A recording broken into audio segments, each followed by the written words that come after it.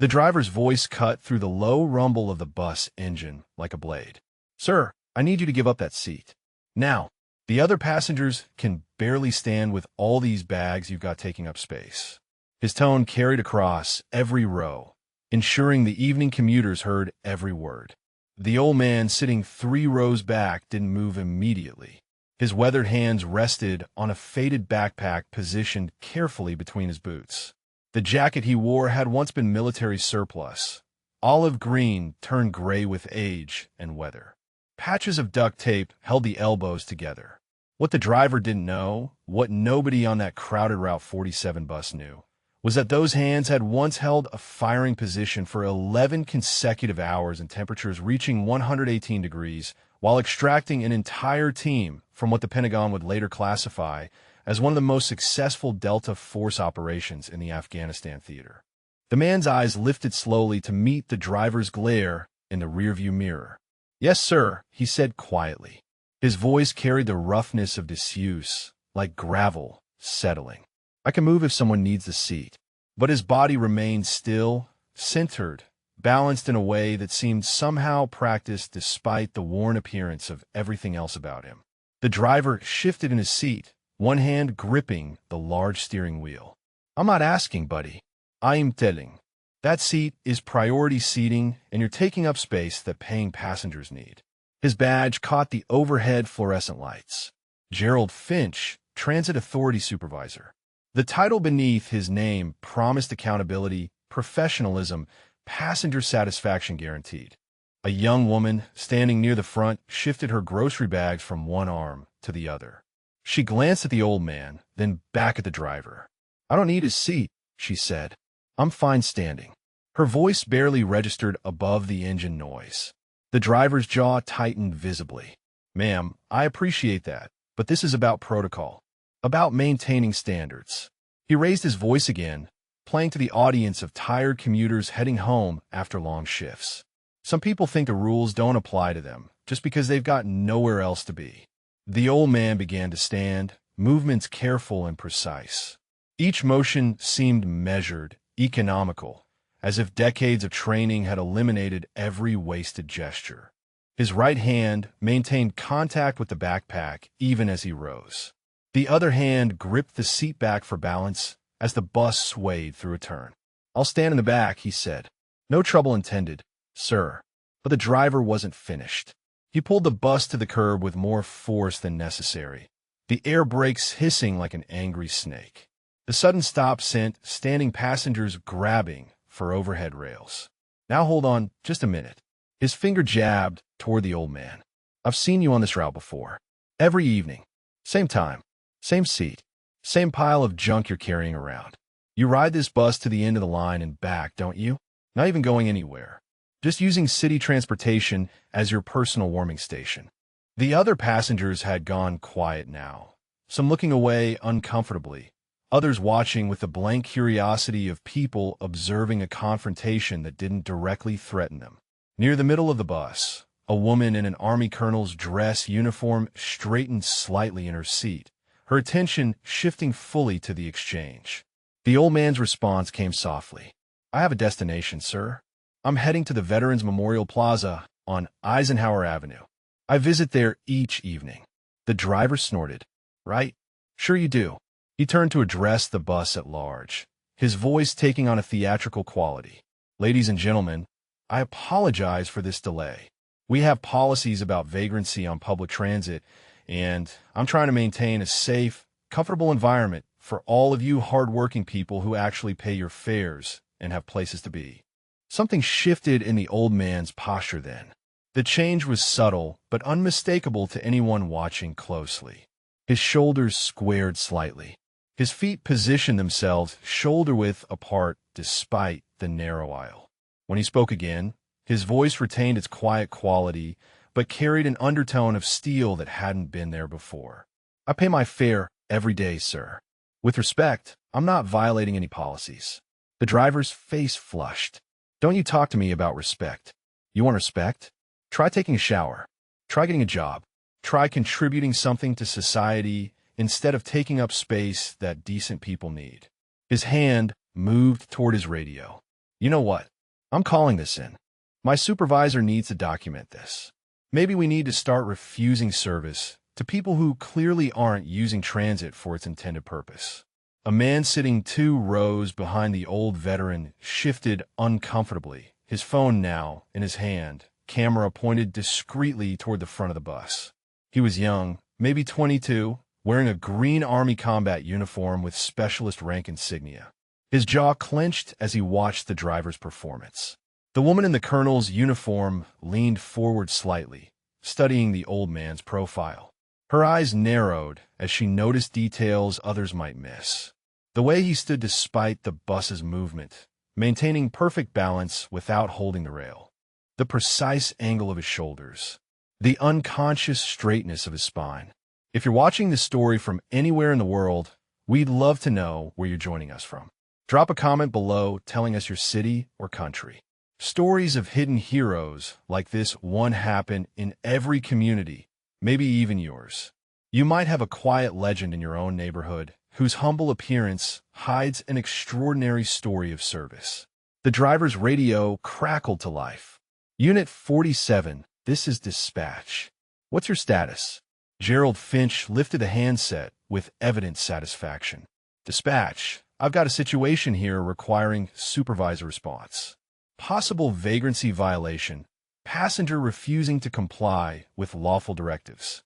Requesting backup at the Riverside and 3rd intersection. The old man remained standing in the aisle, his weathered face showing no emotion.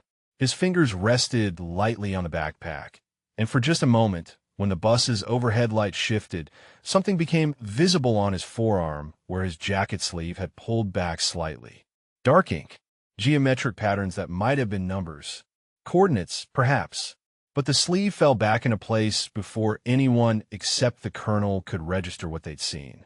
The dispatcher's voice came through the radio. Superviseur en route. ETA 4 minutes. The driver settled back into his seat with the air of a man who had won a significant victory. He glanced at the old man in his mirror. You just couldn't keep quiet and do what you were told, could you? Now we're all waiting because you had to make this difficult. The young specialist in the combat uniform caught the eye of the elderly woman sitting in the priority seat nearest him. Did you need that seat, ma'am? He asked quietly. Because I don't think he was bothering anyone. The woman shook her head firmly. I certainly did not ask that poor man to move. I was perfectly fine with him sitting there. This is ridiculous. Shameful. The minutes ticked by intense silence, broken only by the idle of the bus engine and the occasional crackle of the driver's radio. The old man stood perfectly still, his breathing even and controlled, his eyes fixed on some middle distance that seemed to exist beyond the bus's metal walls. Whatever thoughts moved behind those eyes remained private, guarded, locked away behind decades of discipline and training and losses that no one on that bus could begin to imagine. When the White Transit Authority supervisor's vehicle pulled up behind the bus, its lights reflecting off the wet pavement of the evening street, the driver's satisfaction was palpable. He opened the door with a hydraulic hiss. The supervisor who climbed aboard was younger than expected, maybe 35, carrying a tablet and wearing an expression of bureaucratic irritation at having his evening interrupted. The driver began his explanation immediately, gestures expansive, voice carrying his carefully constructed narrative of disruption and defiance. And behind him, still standing in that precise, balanced way, the old man waited with the patience of someone who had once waited motionless in a sniper's hide for 72 hours straight, watching a compound in Helmand Province, breathing so slowly that thermal imaging could barely detect his presence. The colonel in the dress uniform had not moved, but her hands had begun to tremble slightly as she stared at the place where that sleeve had fallen back. Because she had seen coordinates before. She had memorized specific sets of numbers during her years in Special Operations Command. And if what she thought she had glimpsed was accurate, if those numbers were what her training and experience suggested they might be, then everything about this situation was about to change in ways the driver could never have anticipated. The memory hit him without warning, triggered by the weight of the backpack against his leg and the feeling of eyes judging what they could not understand. Fort Bragg, North Carolina. August 1987. The temperature had climbed past 95 degrees by 9 in the morning, and the training exercise was only beginning. He had been Master Sergeant Warren Hayes then, 32 years old, already carrying 2 combat deployments and a reputation for being able to teach what could not be taught from manuals. The lieutenant assigned to his training group that day had been young, 23, fresh from Ranger School with scores that impressed everyone except Hayes. Scores meant nothing when the bullets started flying. Her name had been Patricia Vance. Second Lieutenant Vance, ma'am. She had corrected him when he called her by rank alone. Even then, even in that suffocating heat with 60 pounds of gear strapped to her frame, she had maintained the bearing that would eventually carry her to full colonel. The exercise had been routine on paper.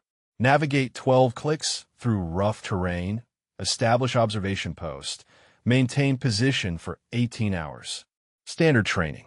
Except the terrain at Bragg was deceptive, full of sudden drops and hidden sinkholes where the sand gave way to nothing.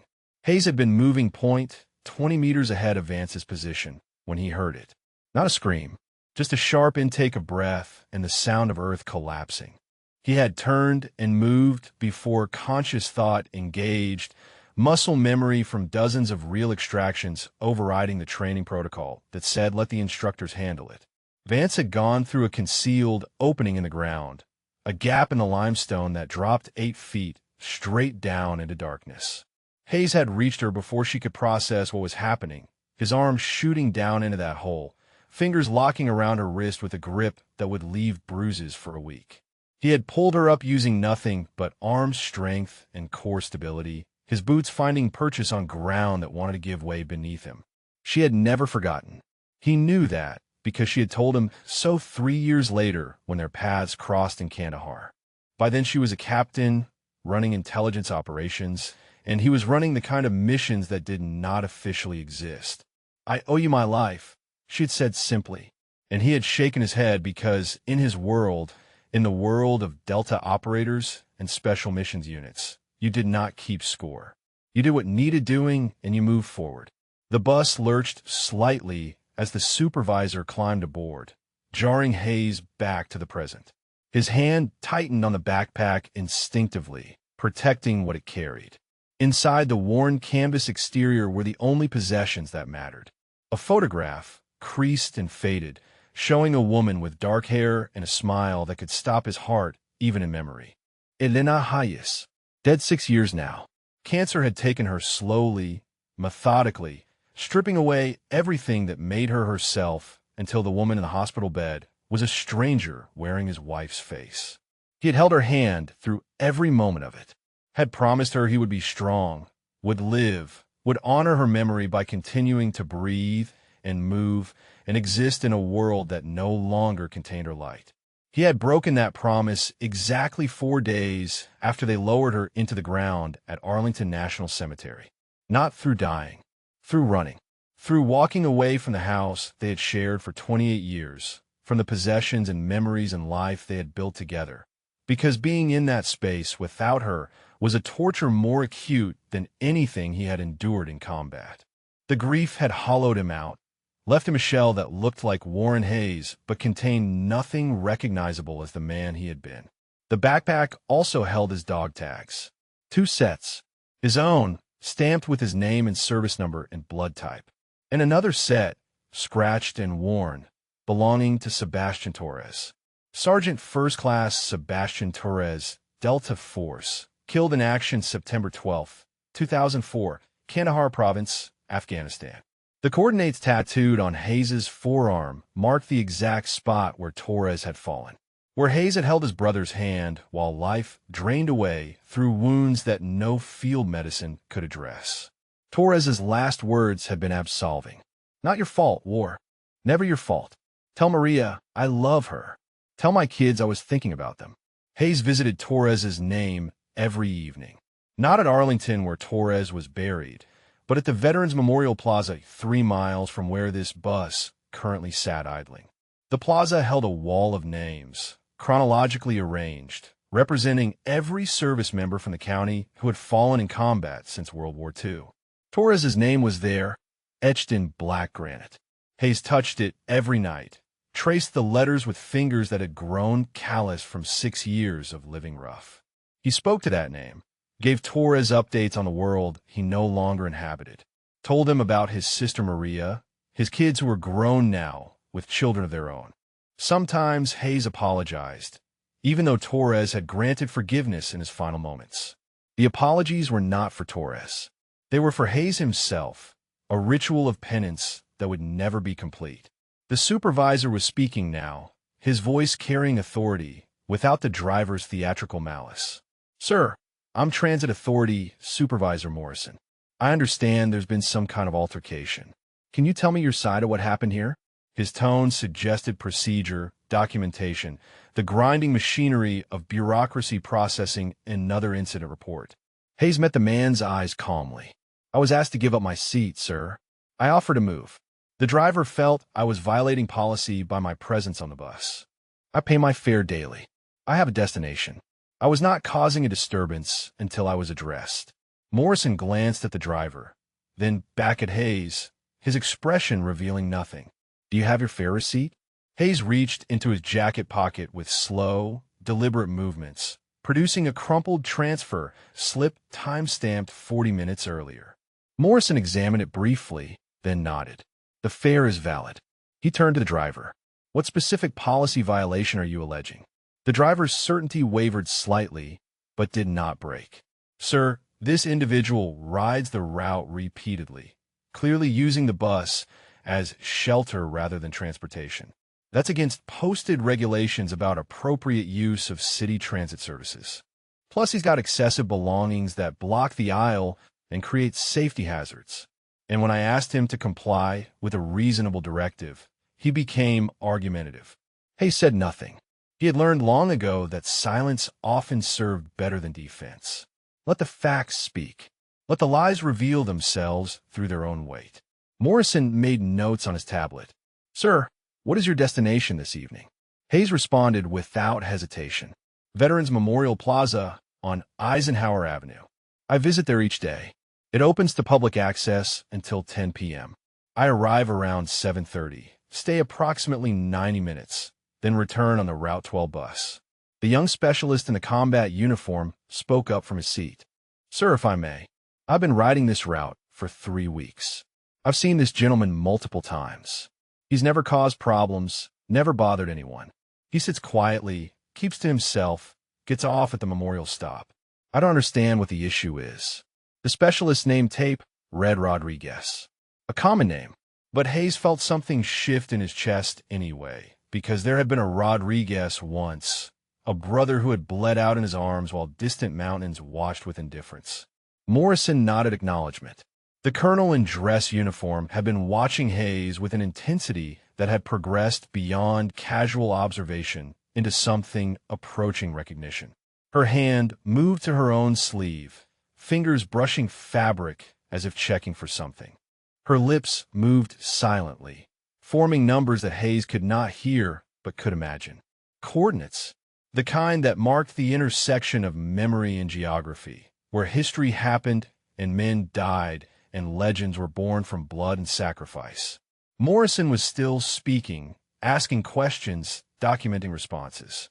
But Hayes was aware of the colonel's attention like a physical weight. Eventually, these things always found you. The past was not past. It was living tissue, woven through the present, erupting through the surface when circumstances aligned. He had tried to become invisible, to slip through the world without leaving marks, but you could not erase what you had been, could not undo the missions, the medals, the moments when ordinary men became something extraordinary because circumstances demanded it and failure was not survivable. The wedding ring hung on a chain beneath his shirt, resting against his chest where Elena's head had once rested. He touched it through the fabric, a habit unconscious and constant. Still here, love, he thought. Still trying. Still breathing. Even when breathing feels like drowning. Even when every day is a battle against the urge to just stop, to surrender, to join you wherever you are. Morrison closed his tablet with a decisive click. Based on what I'm seeing here, there's no policy violation. The passenger has valid fare, a legitimate destination, and has not engaged in prohibited conduct. He looked at the driver with an expression that promised future conversations of the unpleasant variety. We'll discuss your handling of this situation later. For now, let's get this route moving. People have places to be. The driver's face flushed dark red. But sir, I was just trying to maintain standards to ensure passenger safety and comfort. Morrison cut him off with a raised hand. We'll discuss it later. Drive your route. Hayes remained standing in the aisle as the supervisor departed and the driver reluctantly closed the door. The bus pulled away from the curb with a lurch that sent standing passengers swaying. The driver did not look at Hayes again, his humiliation evident in the rigid set of his shoulders. But this was not over. Hayes could feel it in the tension that still vibrated through the vehicle. The driver's pride was wounded, and wounded pride sought vindication through escalation. Something else was coming. Some further confrontation that would force what Hayes had tried to keep hidden into the merciless light. The bus rolled through 3 more stops before the driver's resentment found its voice again. Each stop brought new passengers, unaware of the confrontation that had preceded their boarding, settling into seats with the exhausted compliance of people whose days had extracted everything they had to give. Hayes remained standing near the back, one hand maintaining light contact with the overhead rail, his body swaying minimally with the vehicle's motion. Balance was muscle memory, learned in the backs of helicopters banking hard over hostile terrain, refined in the beds of trucks racing through ambush zones where staying upright meant staying alive. The driver's eyes found Hayes in the mirror with increasing frequency. Each glance carried weight, accusation, the unfinished business of a man whose authority had been questioned in front of witnesses.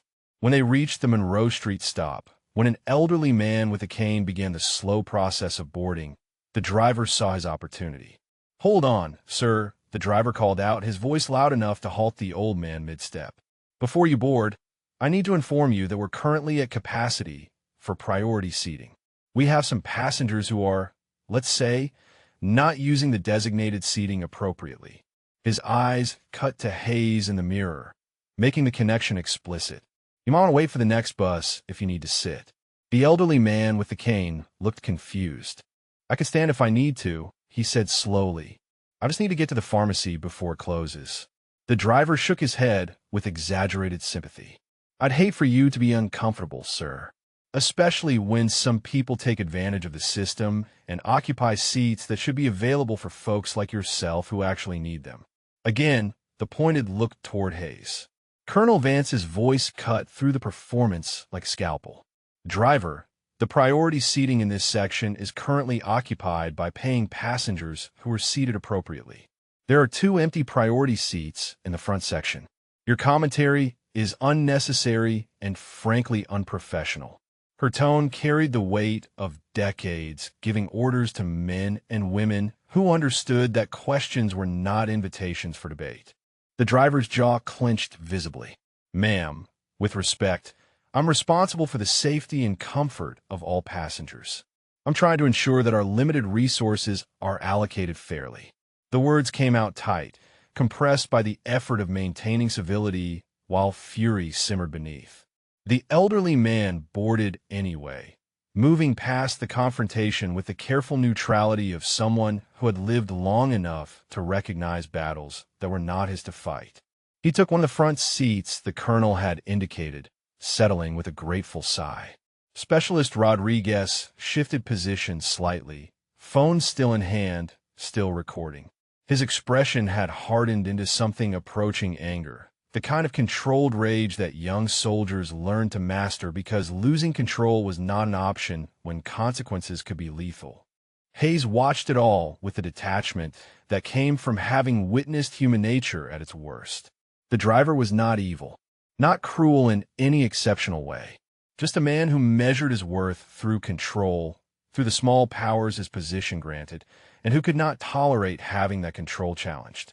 Hayes had served with men like this, had watched some of them thrive in garrison environments where paperwork and protocol mattered more than competence, had watched others fail spectacularly when the structure they depended on collapsed under the weight of actual combat. 3 more stops. The driver's commentary continued, never directly addressing Hayes, but ensuring every new passenger understood that someone aboard was transgressing, was taking advantage, was somehow diminishing the transit experience for decent, hard-working citizens. A woman with 2 small children glanced at Hayes nervously after the driver's latest insinuation. Hayes met her eyes and offered a slight nod, unthreatening, distant. She looked away quickly, gathering her children closer as if homelessness might be contagious. The young specialist had had enough. "Excuse me," he said, his voice carrying the careful respect that military discipline instilled, but with steel underneath. "I'm Specialist Rodriguez, United States Army. I've been observing this situation since I boarded, and I need to say something.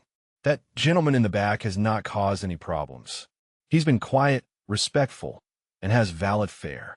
Your continued harassment of him is creating the disturbance you claim to be preventing." The driver's hands tightened on the wheel. "Soldier, I appreciate your service, but you don't understand the full situation here. I deal with this every day. People who abuse the system, who take advantage of services meant for legitimate users. I have a responsibility to all my passengers." Rodriguez's response came measured and firm. "Sir, I understand responsibility. I understand service. And what I'm seeing right now is neither." The other passengers shifted uncomfortably, some nodding subtle agreement, others studiously avoiding eye contact with everyone involved. Colonel Vance had not stopped watching Hayes. Her attention had moved beyond casual interest into active assessment, cataloging details with the precision of someone trained to gather intelligence from observation. She noticed how Hayes never fully relaxed his stance despite maintaining it for extended periods. Noticed the unconscious habit of positioning himself where he could observe both the front and rear exits simultaneously. Noticed the way his eyes tracked movement without his head turning, peripheral awareness that spoke of training that became instinct. And she kept returning to that glimpse of his forearm, to the number she had seen before his sleeve fell back into place. Coordinates were not random decorations for men of a certain generation, a certain background. They marked locations where something significant had occurred, where blood had been shed, or lives had been saved, or both simultaneously in the chaos that was combat. The numbers she thought she had seen were familiar in a way that made her chest tighten. She had studied enough after-action reports, enough classified briefings, enough operational summaries to recognize when coordinates matched significant events in special operations history. The bus approached the corner of Riverside and 7th, still 4 stops from the Veterans Memorial Plaza. The driver made his decision. He pulled to the curb again, this time at a location that was not a designated stop. The air brakes hissed. He stood, turning to face the passengers fully for the first time. "Ladies and gentlemen, I apologize, but I need to address a continuing situation that's affecting service quality for all of you." He pointed directly at Hayes. "Sir, I'm going to have to ask you to exit the bus. You've created a disturbance. You've taken up excessive space, and multiple passengers have expressed concern about your presence." Hayes said nothing. He had not created a disturbance. Multiple passengers had not expressed concern. These were fabrications, narrative adjustments to justify predetermined conclusions. But arguing would accomplish nothing except to provide the driver with evidence of the insubordination he was alleging. Colonel Vance stood. Her movement was deliberate, commanding attention through the authority inherent in her bearing and her uniform. "Driver," she said, her voice carrying the unmistakable tone of an officer who had reached the limit of her patience. "I am a witness to everything that has occurred on this bus since I boarded 30 minutes ago. That man has not created any disturbance. He has not taken up excessive space. And I have heard exactly 0 passengers express concern about his presence, except in response to your repeated inflammatory commentary. If you force him off this bus without legitimate cause, I will be filing a formal complaint with your supervisor, with the transit authority, and I will be providing video evidence." She held up her own phone, its camera having captured the past 15 minutes. "You are harassing a passenger based on his appearance. You are abusing your position, and you are creating the exact disturbance you claim to be preventing. Now either drive this bus or explain to your supervisor why United States Army Colonel felt compelled to intervene in what should have been a routine transit route. The driver's face had progressed through shades of red into something approaching purple. His mouth opened and closed twice before words emerged. Ma'am, I don't care what rank you hold in the Army. On this bus, I'm the authority. I make the decisions about passenger safety and compliance. Vance's smile was cold and precise. Then make a decision, driver. But understand that every choice you make from this moment forward is being documented by multiple witnesses, including active duty military personnel who understand what accountability means. Her eyes never left his face, challenging him to escalate, daring him to continue down the path his wounded pride had chosen. Hayes watched the exchange with something approaching gratitude mixed with concern. He did not want anyone fighting his battles, did not want attention drawn to him in ways that might lead to questions he could not answer without revealing things that should stay buried. But the colonel's intervention was not really about him. He realized it was about principle, about the abuse of power over those without power to resist, about standing up, because standing up was what you did when you had the rank and authority to do it without personal cost. The standoff held for 10 seconds that felt like 10 minutes. Then the driver sat back down heavily, his breath coming harsh through his nose. Fine, he said, the word bitten off short. Fine, I'll continue the route. But this conversation isn't over. When we reach the memorial stop, when you exit, the driver's eyes found Hayes in the mirror one final time. We're going to have words. You and me, without your protectors watching. The bus jerked back into motion.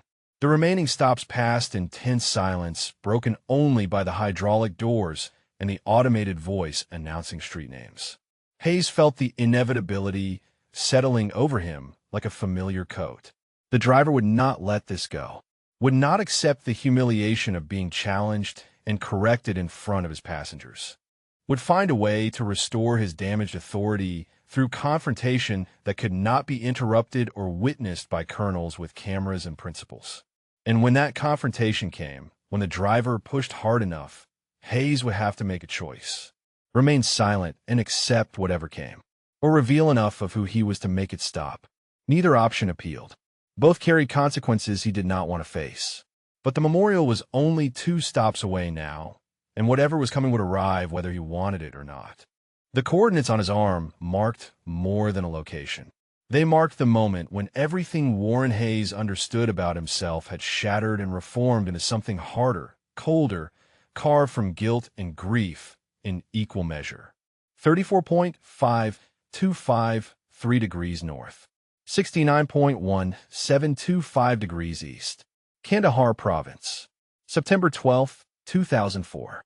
The numbers were seared into his memory with the permanence of trauma, etched into his skin 3 weeks after the operation when the nightmares had become unbearable and he needed something external to match the internal scarring. The mission had been extraction, simple on paper. A CIA asset embedded with a Taliban cell had burned his cover and needed immediate removal before execution. Hayes and his team had gone in during the pre-dawn hours when darkness was complete and thermal imaging gave them advantage. 6 men.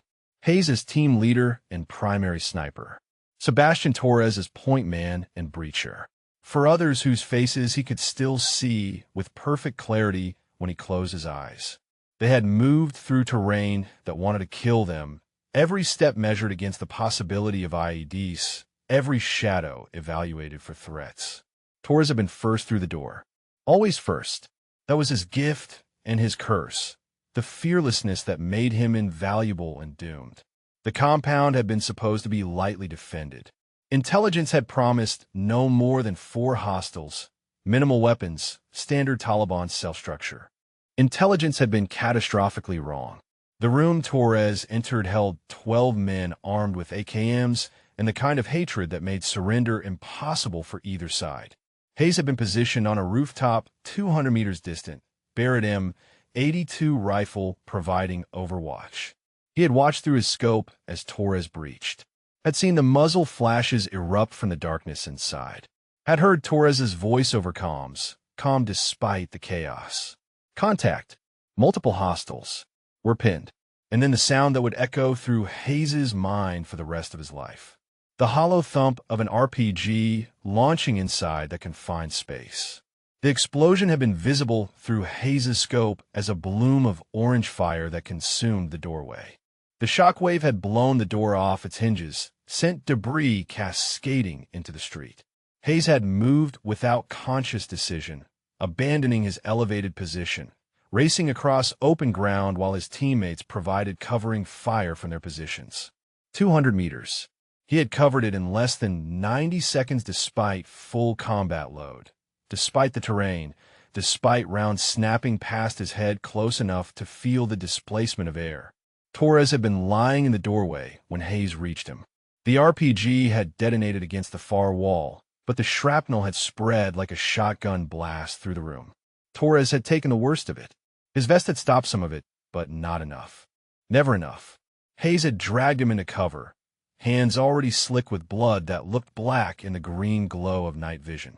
Torres's eyes had been open, aware, tracking Hayes' face with terrible clarity. Not your fault, War. Torres's voice had been steady despite everything. The shrapnel had severed his femoral artery. Hayes had known immediately that no tourniquet would stop it, no field medicine would be fast enough. But he had tried anyway, because trying was what you did.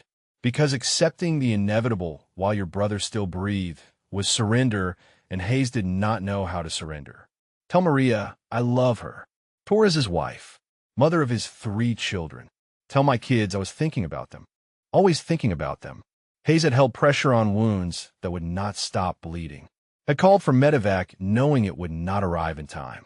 Had watched the light in Torres's eyes dim gradually like a sunset that could not be stopped or reversed. 90 seconds. That was how long it took. 90 seconds from a moment Hayes reached him to the moment Torres's hand went slack in his grip. Not even 2 minutes. Barely time for last words, for final messages that Hayes would carry like stones for the rest of his life. The bus lurched over a pothole, jolting Hayes back to the present. His hand had moved unconsciously to his forearm, fingers tracing the numbers through the worn fabric of his jacket.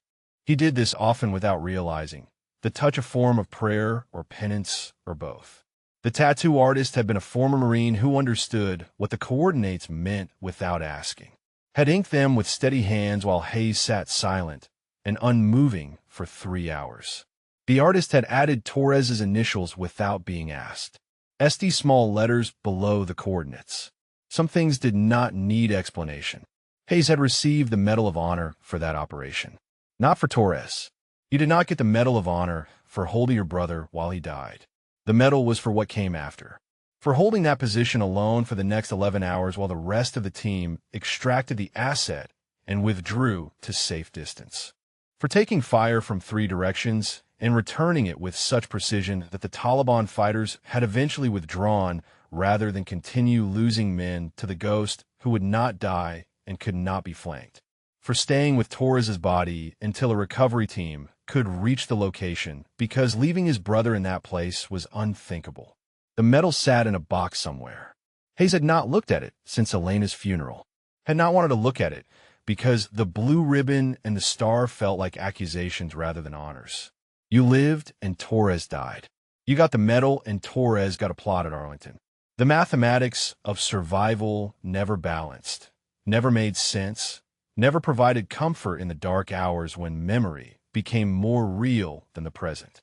Maria Torres had been at the ceremony, had hugged Hayes with fierce strength, and told him that Sebastian would have been proud, would have laughed at the formality of it all and made jokes about Hayes getting a medal for doing what any of them would have done. Maria's forgiveness had been harder to accept than Torres's dying words because she had every right to hate Hayes for coming home when her husband did not. But she had chosen grace instead, had chosen to honor her husband's memory by treating Hayes as the brother Sebastian had considered him. Hayes still sent money to Maria when he could. Not much. What spare change he accumulated from collecting bottles, from the occasional day labor job that paid cash and did not ask questions. He mailed it anonymously because accepting thanks would have been obscene. The money was not charity. It was debt payment on an obligation that could never be satisfied. The bus was slowing now, approaching the stop before the memorial. One more after this, and Hayes would step off into whatever confrontation the driver had planned. He could see it building in the rigid set of the man's shoulders, in the way his eyes kept finding Hayes in the mirror with calculating precision. The driver was planning something, some final assertion of authority that would restore what he believed Hayes had taken from him. Colonel Vance had not stopped watching. Her attention had the quality of someone solving a puzzle, pieces falling into place with increasing certainty. She had pulled out her phone again, but this time she was not recording. She was typing, searching, cross-referencing something. Her face had gone pale in the fluorescent lighting. Whatever she was finding was confirming suspicions she did not want confirmed. Specialist Rodriguez had shifted position, moving closer to the front of the bus. His body language suggested someone preparing for confrontation, for the possibility that words would escalate into something physical. He was young, but he was infantry, trained to recognize when situations were deteriorating toward violence. His hand rested casually near his belt, not threatening, just ready.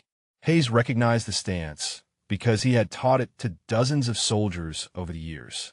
Be ready without appearing ready. Never give advance warning of your capabilities. The homeless man who had been riding the route with Hayes for months sat 3 rows back. His name was Darren Walsh, former Army mechanic, discharged after an IED in Fallujah had left him with traumatic brain injury that made steady employment impossible. He and Hayes did not speak much, but they understood each other in the way that veterans understood each other. Shared experience created bonds that needed no words. Darren was watching the driver with open suspicion now, his weathered face set in hard lines. One more stop. The automated voice announced Jefferson Avenue with mechanical indifference to the human drama unfolding around it. The doors opened. An elderly couple boarded, paid their fare, settled into seats without awareness of the tension thick enough to taste. The doors closed. The bus pulled forward. Eisenhower Avenue next. Veterans Memorial Plaza. The place where Hayes went every night to trace his brother's name and speak to stone that never answered. The driver caught Hayes's eyes in the mirror one final time. The look promised confrontation, demanded accounting, insisted on resolution that would restore balance to a universe the driver believed Hayes had disrupted. Hayes held the gaze without expression, without fear, without anything that the driver might interpret as either submission or challenge. He had faced men with rifles and hate who wanted him dead. A bus driver with wounded pride did not register as threat in any meaningful sense. But he was tired, so tired of conflict, of confrontation, of the constant low-level warfare that was surviving on the streets while carrying the weight of who he had been. Some days he wanted to tell them, to say the words that would make them understand they were mocking a man who had earned the right to their respect through blood and sacrifice. But those words would cost more than silence, would open doors he had worked 6 years to keep closed, would make him visible again in ways that might lead back to the life he had abandoned because living it without Elena had been impossible. The bus slowed. The brakes engaged with their familiar hiss. The automated voice spoke one final time. Eisenhower Avenue, Veterans Memorial Plaza.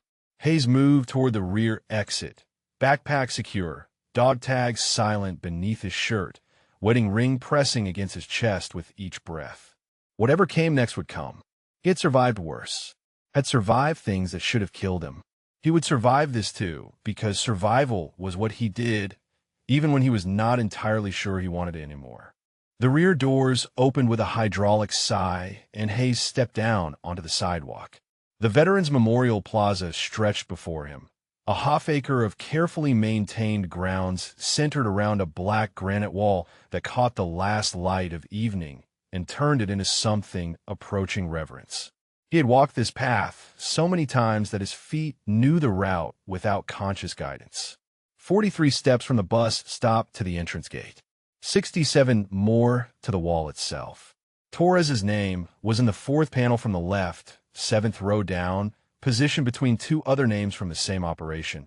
brothers who had died in the same fire that had taken Sebastian. Hayes heard the bus doors close behind him, but the engine did not immediately pull away. He turned slowly, already knowing what he would see. The driver had stepped off the bus, leaving it idling at the curb. Gerald Finch stood on the sidewalk with his shoulders squared and his jaw set, a man who had decided that this confrontation would happen on his terms, in his time, without interference from colonels or specialists with cameras. You think you're special, don't you? The driver's voice carried across the empty space between them. Think the rules don't apply to you. Think you can just take up space that other people paid for, make everyone uncomfortable, and then walk away like nothing happened. His hands clenched and unclenched at his sides, processing frustration through physical motion. Hayes said nothing. He had learned in a dozen countries and 100 firefights that some confrontations could not be diffused through words. Some men needed to discharge their anger like a weapon that had been loaded too long, and trying to interrupt the process only made the explosion worse when it finally came. I've been driving this route for 7 years, Finch continued. 7 years of dealing with people like you. People who think they're entitled to services they haven't earned, who use the system and give nothing back. You know what really gets me? It's the disrespect, the total lack of appreciation for the fact that I'm trying to maintain order, trying to make sure everyone gets treated fairly. The Memorial Plaza's main gate stood open, as it did every evening until 10. Beyond it, Hayes could see the wall, could almost make out the specific panel where Torres's name waited for his nightly ritual of remembrance. But between him and that wall stood this man whose anger demanded acknowledgement, whose wounded pride required satisfaction that Hayes could not provide without revealing things that should remain hidden. Behind Finch, the bus door opened again. Colonel Vance stepped down, followed immediately by Specialist Rodriguez. Darren Walsh emerged last, moving with the careful deliberation of a man whose brain injury had left him with balance issues that required constant compensation. The three of them formed a loose semicircle, not threatening, just present, witnessing. Finch turned at the sound, his expression shifting from anger to something approaching triumph. Oh good, the protection detail is here. Can't handle your own conversations. Need people to fight your battles for you. His voice dripped contempt. That's exactly what I thought. No personal accountability. Just hide behind people with rank and uniforms and let them do your talking. Colonel Vance's voice cut through the evening air with the precision of a blade. Driver Finch, I strongly suggest you get back on your bus and continue your route. You are currently abandoning your vehicle and your remaining passengers to engage in personal harassment of a citizen who has committed no offense. This is not going to end well for you. Finch laughed, a harsh sound without humor. Ma'am, I appreciate your concern, but I'm on my mandatory break right now. I'm allowed to take my break wherever I choose.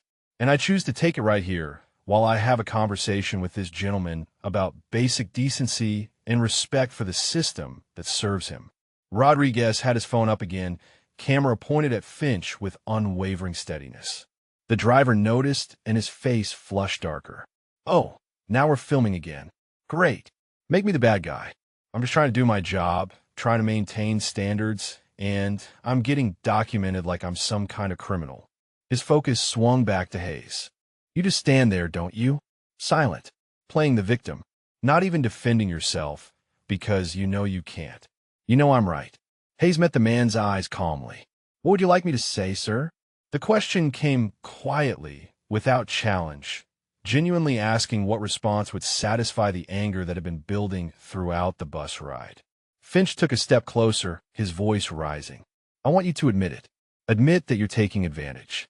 Admit that you use that bus as shelter, that you don't actually have anywhere to go, that the whole memorial visit story is just an excuse to stay warm and avoid the weather. His finger jabbed toward Hayes's chest without making contact. I want you to show some basic honesty instead of hiding behind your homeless martyr routine. Hayes glanced past Finch toward the memorial wall. The sun was setting behind it, creating silhouettes of the flagpoles where the American flag hung still in the windless evening. Torres was waiting. The nightly conversation that Hayes needed more than breathing, more than eating, more than any comfort this world still offered. But this man stood between him and that wall, demanding confessions that Hayes could not offer without unraveling everything he had spent 6 years trying to contain. Darren Walsh spoke up, his voice roughened by injury and years of rough living. He goes to the wall every night. I watched him for 3 months. Same time, same route. He touches names and talks to them like they can hear. Maybe they can. Maybe that's not for you or me to judge. The words came slower than typical speech, carefully formed, evidence of the brain working hard to translate thought into language. Finch dismissed this with a wave. You vouching for him? You're both the same. Both working the system. Both probably got the same sob story about service and sacrifice. You know how many people claim they're veterans? How many people wear military surplus and pretend they earned it? The words hit Hayes like physical blows, not because they wounded him, but because they revealed the depth of Finch's misunderstanding. This was not about the bus or the seat or the space Hayes occupied. This was about Finch's need to believe that the world operated according to rules he understood, that suffering and hardship were consequences of personal failing rather than circumstances beyond control, that anyone in Hayes's position had somehow chosen it through weakness or moral deficit. Colonel Vance had gone very still. Her phone was in her hand, but she was not filming now. She was looking at something on the screen, reading with an intensity that suggested discovery rather than research. Her face had lost color in the fading light. When she looked up at Hayes, her expression had shifted into something approaching shock mixed with impossible recognition. Is your name Warren Hayes? The question came sharp and certain. Master Sergeant Warren Hayes, Delta Force, retired 2009? The specificity of the question froze everyone in place. Finch turned toward her, confusion replacing anger. Rodriguez lowered his phone slightly. Darren watched with the careful attention of a man who had always suspected Hayes was hiding something significant. Hayes did not answer immediately. Answering meant confirming. Confirming meant exposure. Exposure meant questions and attention and the unraveling of the careful anonymity he had constructed. But the colonel's eyes held knowledge that could not be denied, recognition that had already occurred regardless of whether Hayes acknowledged it. Vance took 3 steps forward, closing the distance until she stood directly in front of Hayes. She was tall, but he was taller, and she had to tilt her head slightly to maintain eye contact. Her voice dropped to a level that only Hayes could hear clearly. Fort Bragg, August 1987. Training exercise in the Pine Barrens. I fell through a sinkhole, and you pulled me out before I could process what was happening.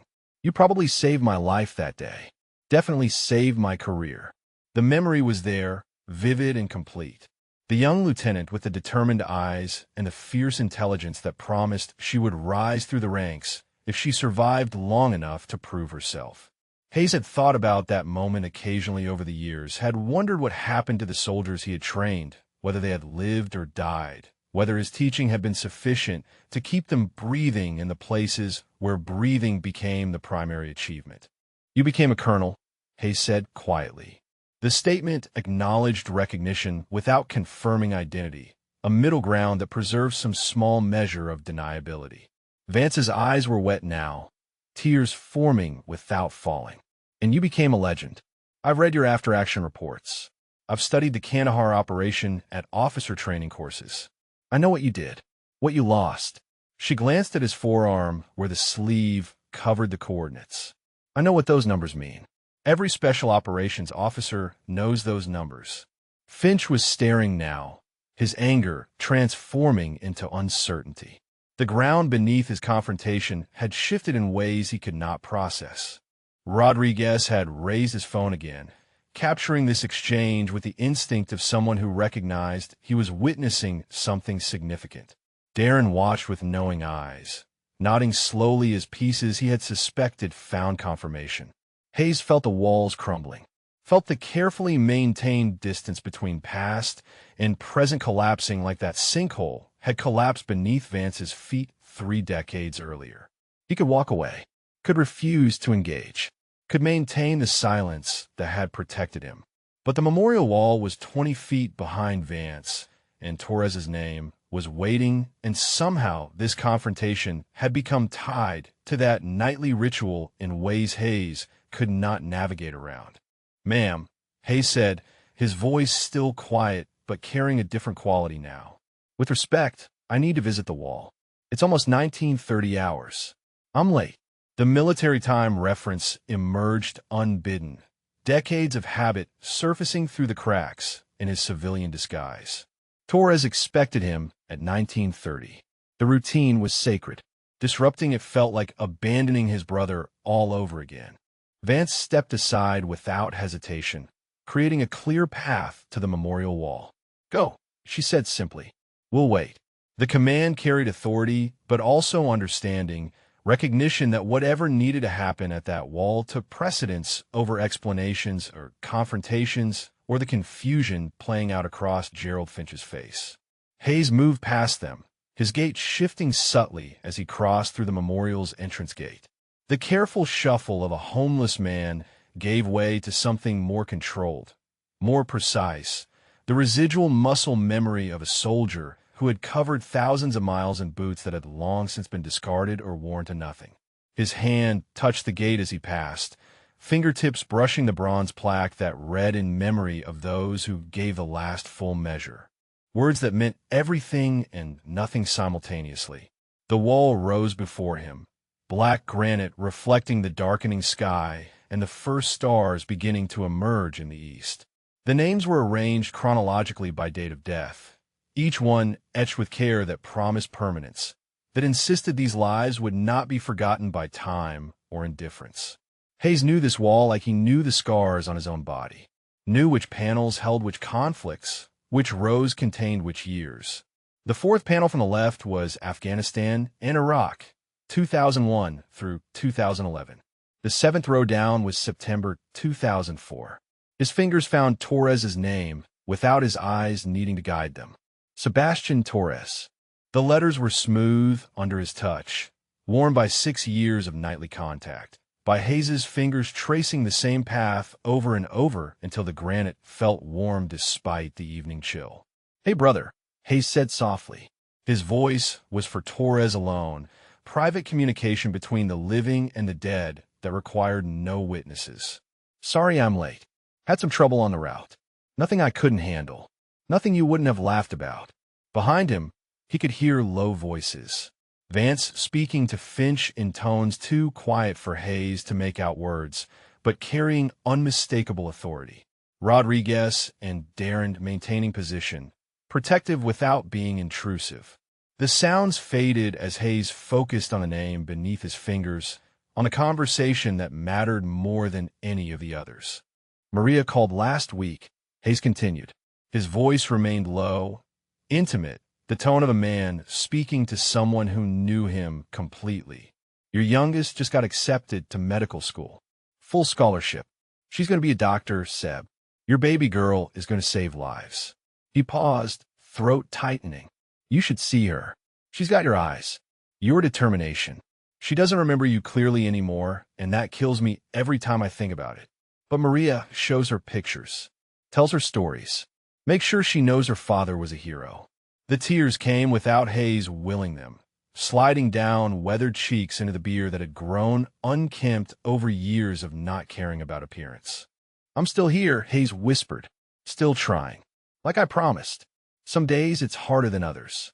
Some days I don't know why I'm still doing this. But I made you a promise, and I keep my promises, even when they hurt." Movement at the edge of his peripheral vision. Vance approaching slowly, respectfully, maintaining distance but close enough to observe. Hayes did not turn, did not acknowledge her presence. This time was for Torres. The colonel could wait. The driver could wait. The whole world could wait while Hayes fulfilled his nightly obligation to the brother who had died because an RPG had found the wrong target at the wrong moment in a compound that should not have held 12 hostiles. "I got the Medal of Honor for staying with you," Hayes said. The words carried bitter humor. "They gave me a medal for not leaving you alone in that place. Like there was ever a choice. Like I could have walked away while you were still there." His hand pressed flat against the name now, spanning the letters. "I'd trade every medal, every commendation, Every moment of recognition to have you back. To have made that shot half a second faster. To have seen the RPG before it launched. Colonel Vance had stopped 10 feet away. She was standing at parade rest, hands clasped behind her back, eyes forward, giving Hayes privacy while maintaining presence. Rodriguez had followed her example, standing several paces behind at a similar stance. Even Darren had straightened somewhat, his damaged brain recognizing the solemnity of the moment and responding with what respect his injured body could manage. Finch stood alone near the entrance gate, his earlier certainty eroded by the scene unfolding before him. The homeless man he had dismissed with such contempt was speaking to a wall with an intimacy that suggested profound loss. The colonel who had challenged him was standing at attention, as if in the presence of something sacred. The young specialist was filming not with the aggressive energy of documenting confrontation, but with the reverence of preserving something significant. Hayes touched 2 more names on the wall, one above Torres and one below. Jackson and Ramirez. Both died in the same operation, both in the initial breach that had gone so catastrophically wrong. I visit them too, Hayes said to Torres. Not as often, but I make sure they know someone remembers, that someone still comes, that they didn't die in a place so classified that even their deaths had to be redacted from public record. The military terminology was flowing freely now, the careful separation between past and present dissolving. Hayes was no longer the homeless man trying to stay invisible. He was Master Sergeant Warren Hayes, speaking to fallen brothers in the language they had shared, the vocabulary of operations and missions and sacrifices that civilians could never fully comprehend. Vance's voice came soft but clear. Master Sergeant Hayes, when you're ready, I'd like to speak with you. No ruse. Take the time you need. But I think there are things that need to be said, things that need to be addressed. Her tone made it clear this was not a request that could be declined indefinitely, but neither was it an immediate demand. Hayes rested his forehead against the cool granite, eyes closed, breathing controlled. The stone was solid and real and permanent in ways that life was not. Torres would be here tomorrow night and the night after, waiting for these conversations that helped Hayes survive one more day, endure one more night, keep the promise he had made while holding his brother's hand in the dirt of a foreign country that hated them both. I have to go now, Hayes whispered to the wall, but I'll be back tomorrow. Same time, same promises. Still here, brother. Still trying. He stepped back slowly, hand trailing across the granite, until distance broke the connection. Then he turned to face the small group waiting for him. Finch was staring at Hayes with an expression that had cycled through confusion into something approaching horrified realization. The pieces were assembling in his mind, the fragments of overheard conversation and observed behavior forming a picture he had not anticipated. The homeless man he had harassed was standing differently now, carrying himself with bearing that even civilians could recognize as military, speaking with terminology that suggested expertise rather than pretense. Colonel Vance studied Hayes with eyes that had read too many classified reports not to recognize what she was seeing. Master Sergeant Hayes, she said formally, I believe we need to have a conversation about your current situation, about what brought you to riding city buses to visit memorials, about what resources you might need to transition back into a life that doesn't require sleeping rough. Her words were careful, respectful, offering help without implying weakness. Hayes shook his head slowly. Ma'am, with respect, I'm managing. I have routines. I have purpose. I don't need interventions or programs or people trying to save me from choices I made consciously. The refusal was polite but absolute, the wall he had built around his life still standing despite the cracks showing in its foundation. Rodriguez spoke up, his voice uncertain but earnest. Sir, if you don't mind me asking, that tattoo on your arm, those coordinates, are they from Kandahar? From the 2004 extraction operation? Because we studied that at infantry school. That operation is legendary. The instructor said the sniper who held that position for 11 hours single-handedly changed special operations doctrine for isolated defense scenarios. The silence that followed was profound. Finch's face had gone pale. Darren was nodding slowly, as if pieces were confirming suspicions he had carried for months. Vance's expression held vindication mixed with sorrow, the complex emotion of someone who had suspected truth and found it confirmed in ways that brought no satisfaction. Hayes met Rodriguez's eyes directly. His voice, when he spoke, carried the weight of decades, of operations that remained classified, of brothers lost, and promises kept and medals earned through blood that never washed completely clean. Specialist, those coordinates mark where my point man died in my arms because I was 90 seconds too slow getting to him. They mark where I lost my brother, where I earned a piece of metal I never wanted and a guilt I'll carry until I join him. That's what those numbers mean. The words hung in the evening air like smoke from a gun that had been fired and could not be unfired. Finch took an involuntary step backward, his mouth opening and closing without sound. Rodriguez came to attention instinctively, his hand moving toward a salute before stopping himself. Vance's tears finally fell, tracking down her cheeks as she witnessed the unraveling of a man who had tried desperately to disappear but could not escape what he had been. And Hayes stood among them, exposed and vulnerable and exhausted by the effort of maintaining walls that had finally crumbled completely, wondering what came next now that the truth was visible to anyone who cared to look.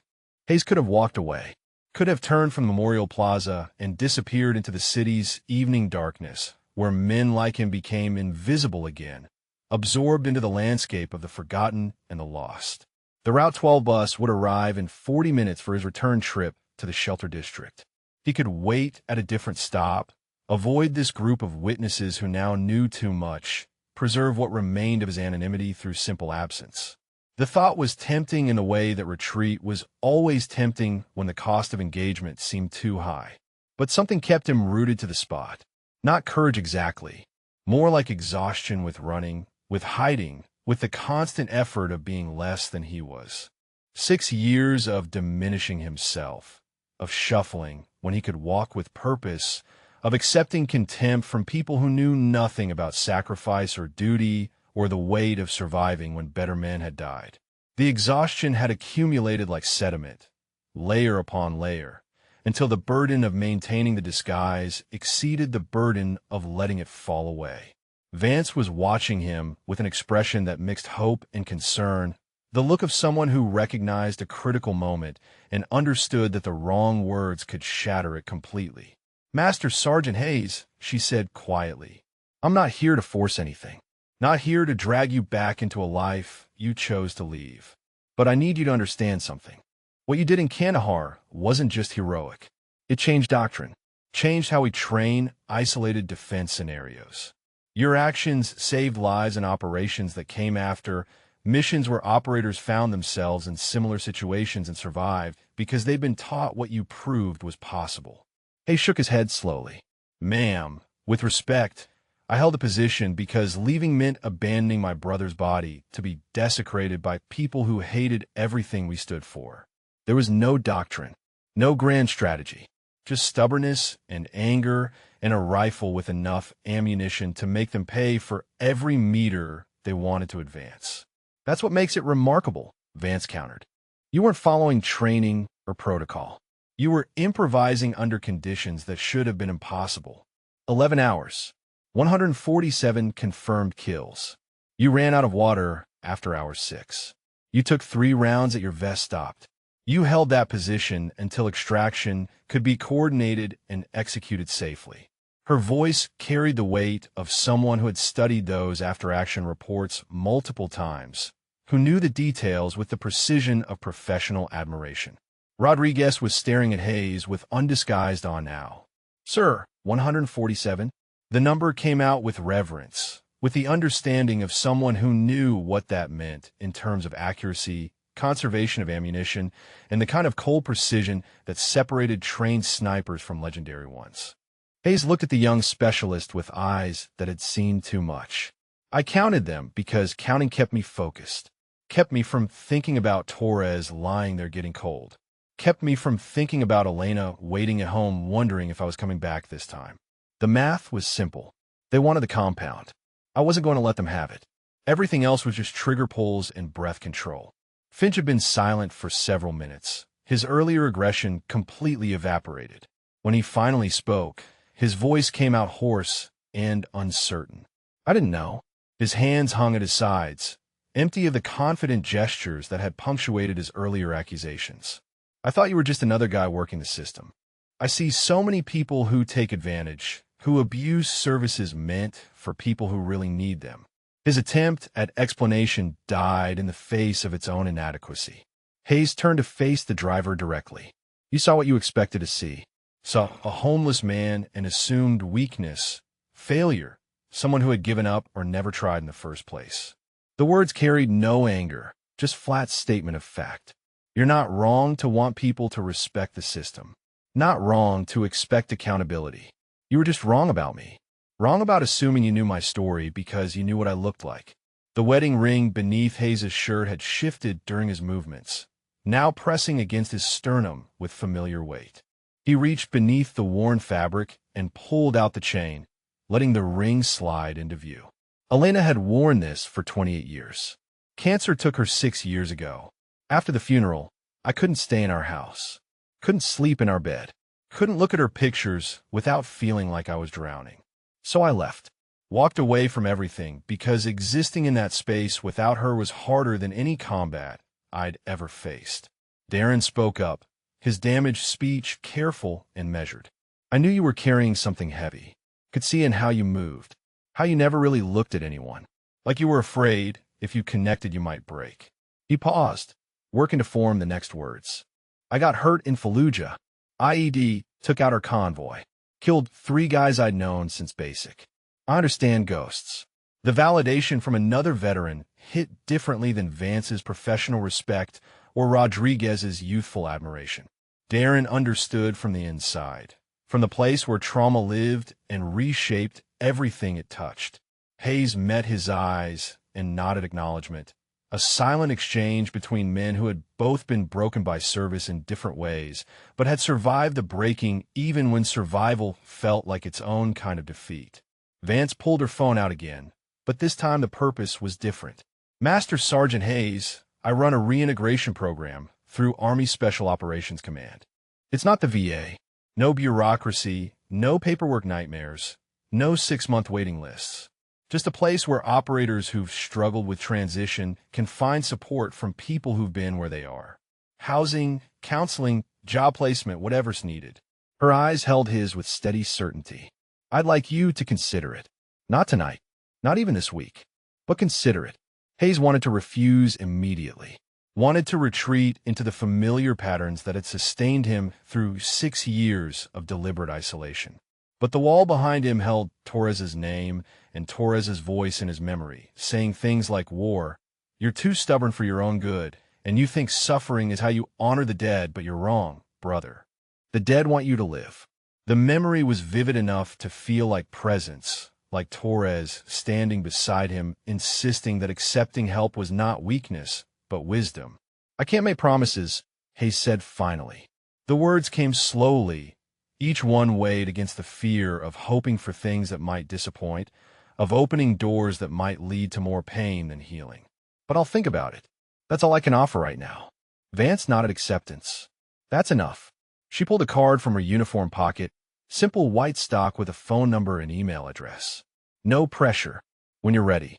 If you're ready. The card represented possibility, the kind that terrified Hayes because possibility meant change, and change meant abandoning the routines that had kept him functional even when he was not exactly alive. Rodriguez had lowered his phone finally. The recording stopped. Sir, if it means anything, what you did today took more courage than that operation in Kandahar. Standing here, letting us see who you really are. That's harder than holding a position against impossible odds. The young specialist's words carried the sincerity of someone who understood that different battles required different kinds of strength. Finch took a tentative step forward, his face working through emotions that he clearly did not know how to process. I owe you an apology. The words came out stiff, unpracticed, the offering of someone unaccustomed to being wrong.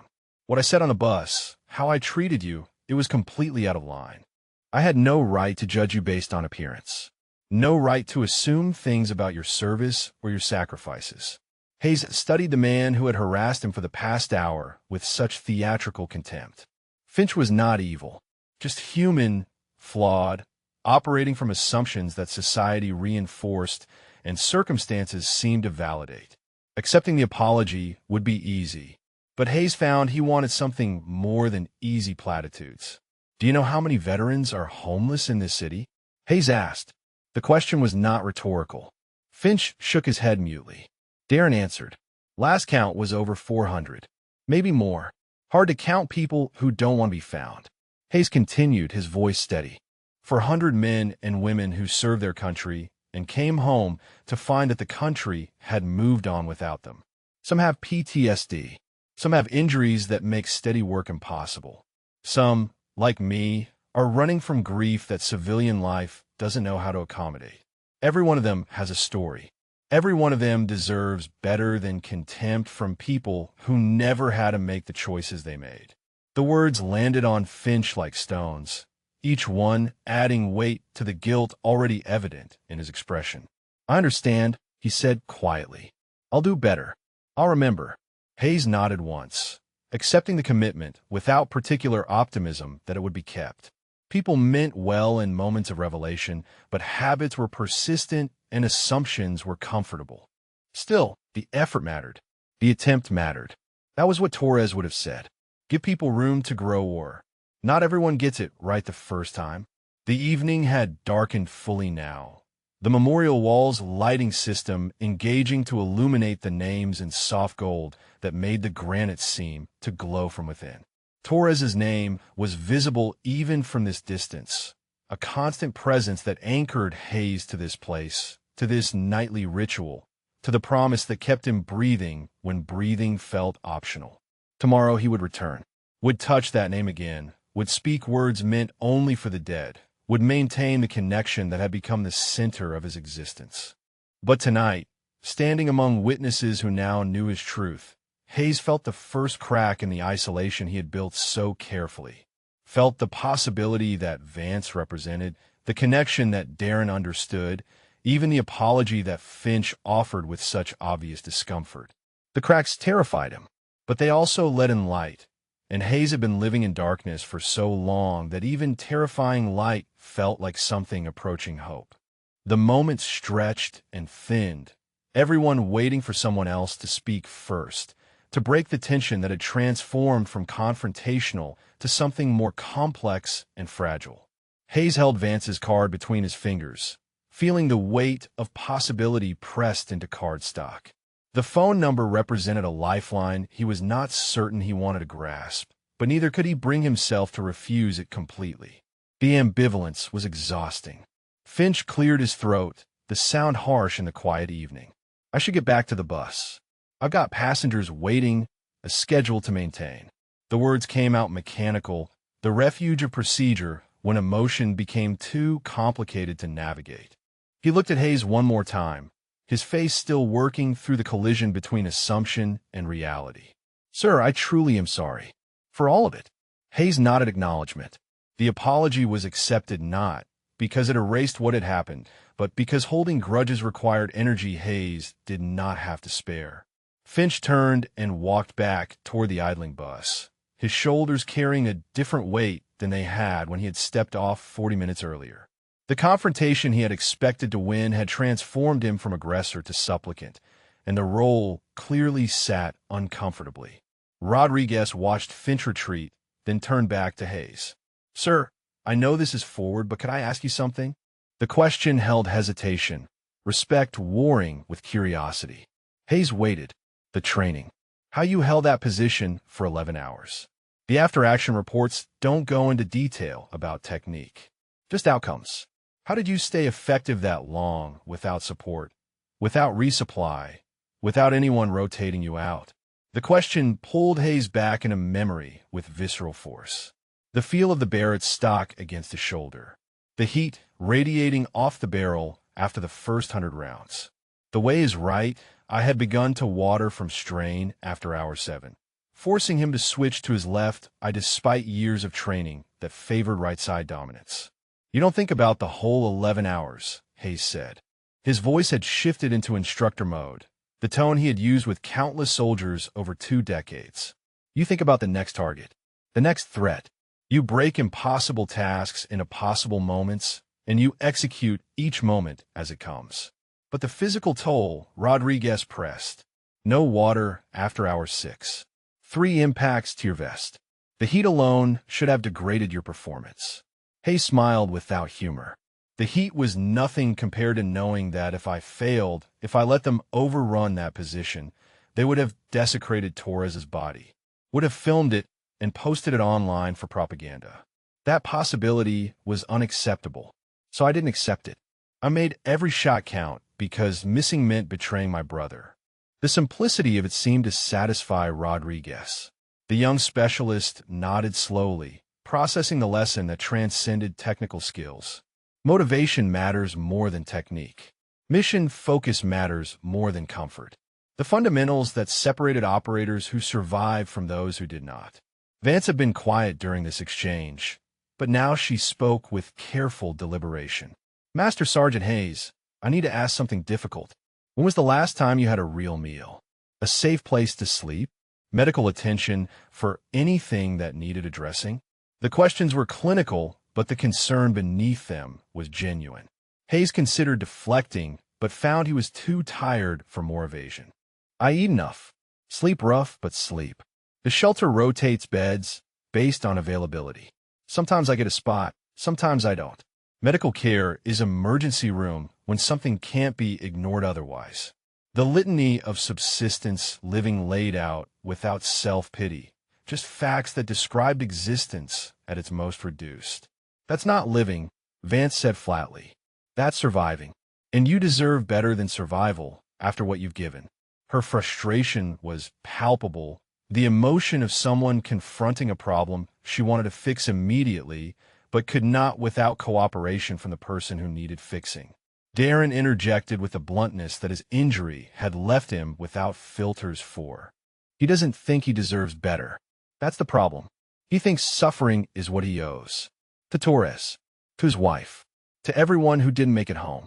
The observation cut through Hayes' defenses with the accuracy of someone who understood the psychology because he had lived it himself.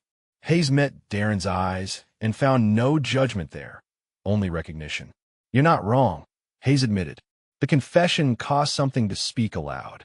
Every day I'm warm when Torres is cold feels like theft. Every meal feels like taking something that should have been his. Elena used to tell me I carried too much guilt. She was right then, and she's still right now, even though she's gone. Colonel Vance stepped closer, her voice dropping to match the intimacy of confession. Master Sergeant, I'm going to tell you something that might be hard to hear. Torres died doing his job. Died breaching a door that needed breaching, taking point because that was his role and he was the best at it. His death was tragedy, but it wasn't your fault. The RPG could have killed anyone. It killed him. That's combat. That's the risk we all accepted when we put on the uniform. Hayes shook his head. I was Overwatch.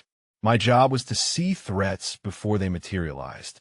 I should have seen that window, should have cleared it before they breached. Half a second faster, and Torres goes home to Maria and his kids, and I'm the one in the ground. The mathematics of guilt never balanced, never resolved, just circled endlessly through the same equations that produced the same unsatisfying answers. Or the RPG kills you both, Vance countered. Or it misses and kills someone else on the team. Or you take the shot and they have a backup shooter you didn't see and the whole team gets pinned.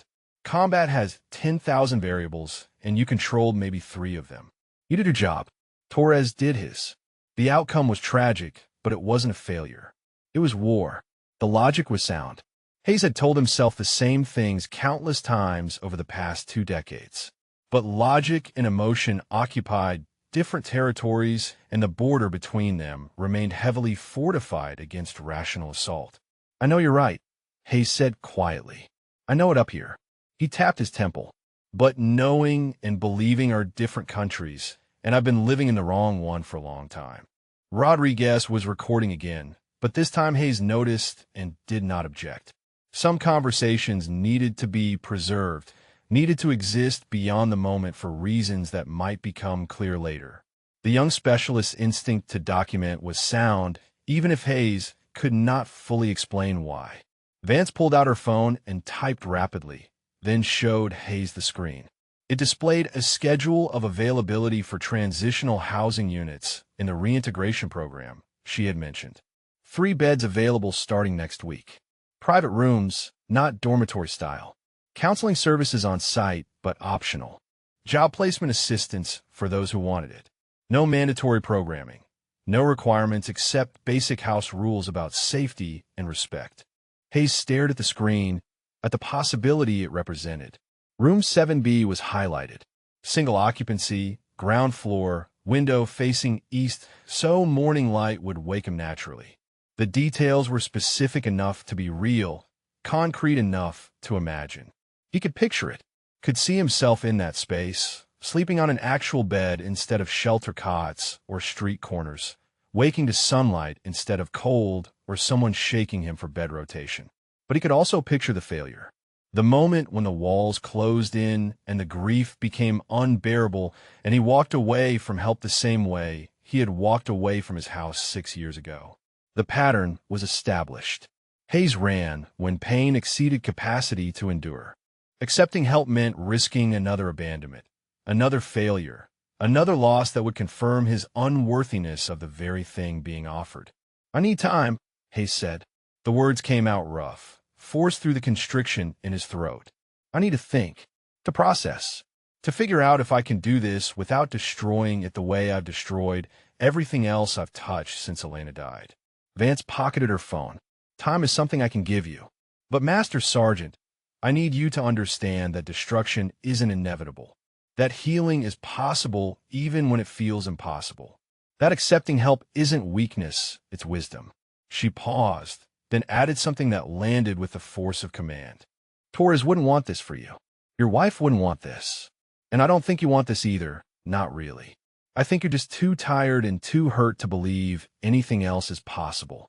The truth of it hit Hayes like incoming fire. She was right. They were all right.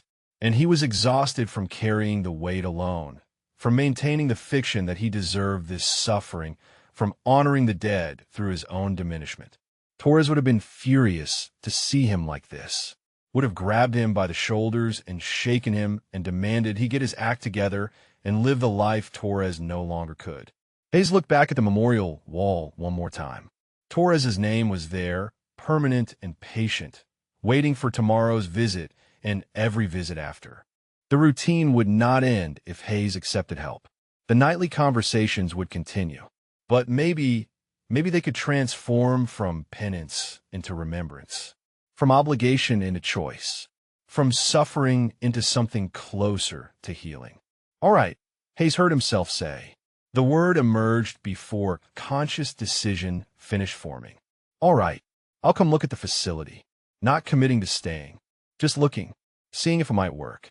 The qualifier protected him from the vulnerability of full commitment. But Vance's expression suggested she understood that looking was the first step toward accepting. Rodriguez broke into a grin. "Sir, that's outstanding. Truly." Darren nodded approval, his damaged face showing satisfaction.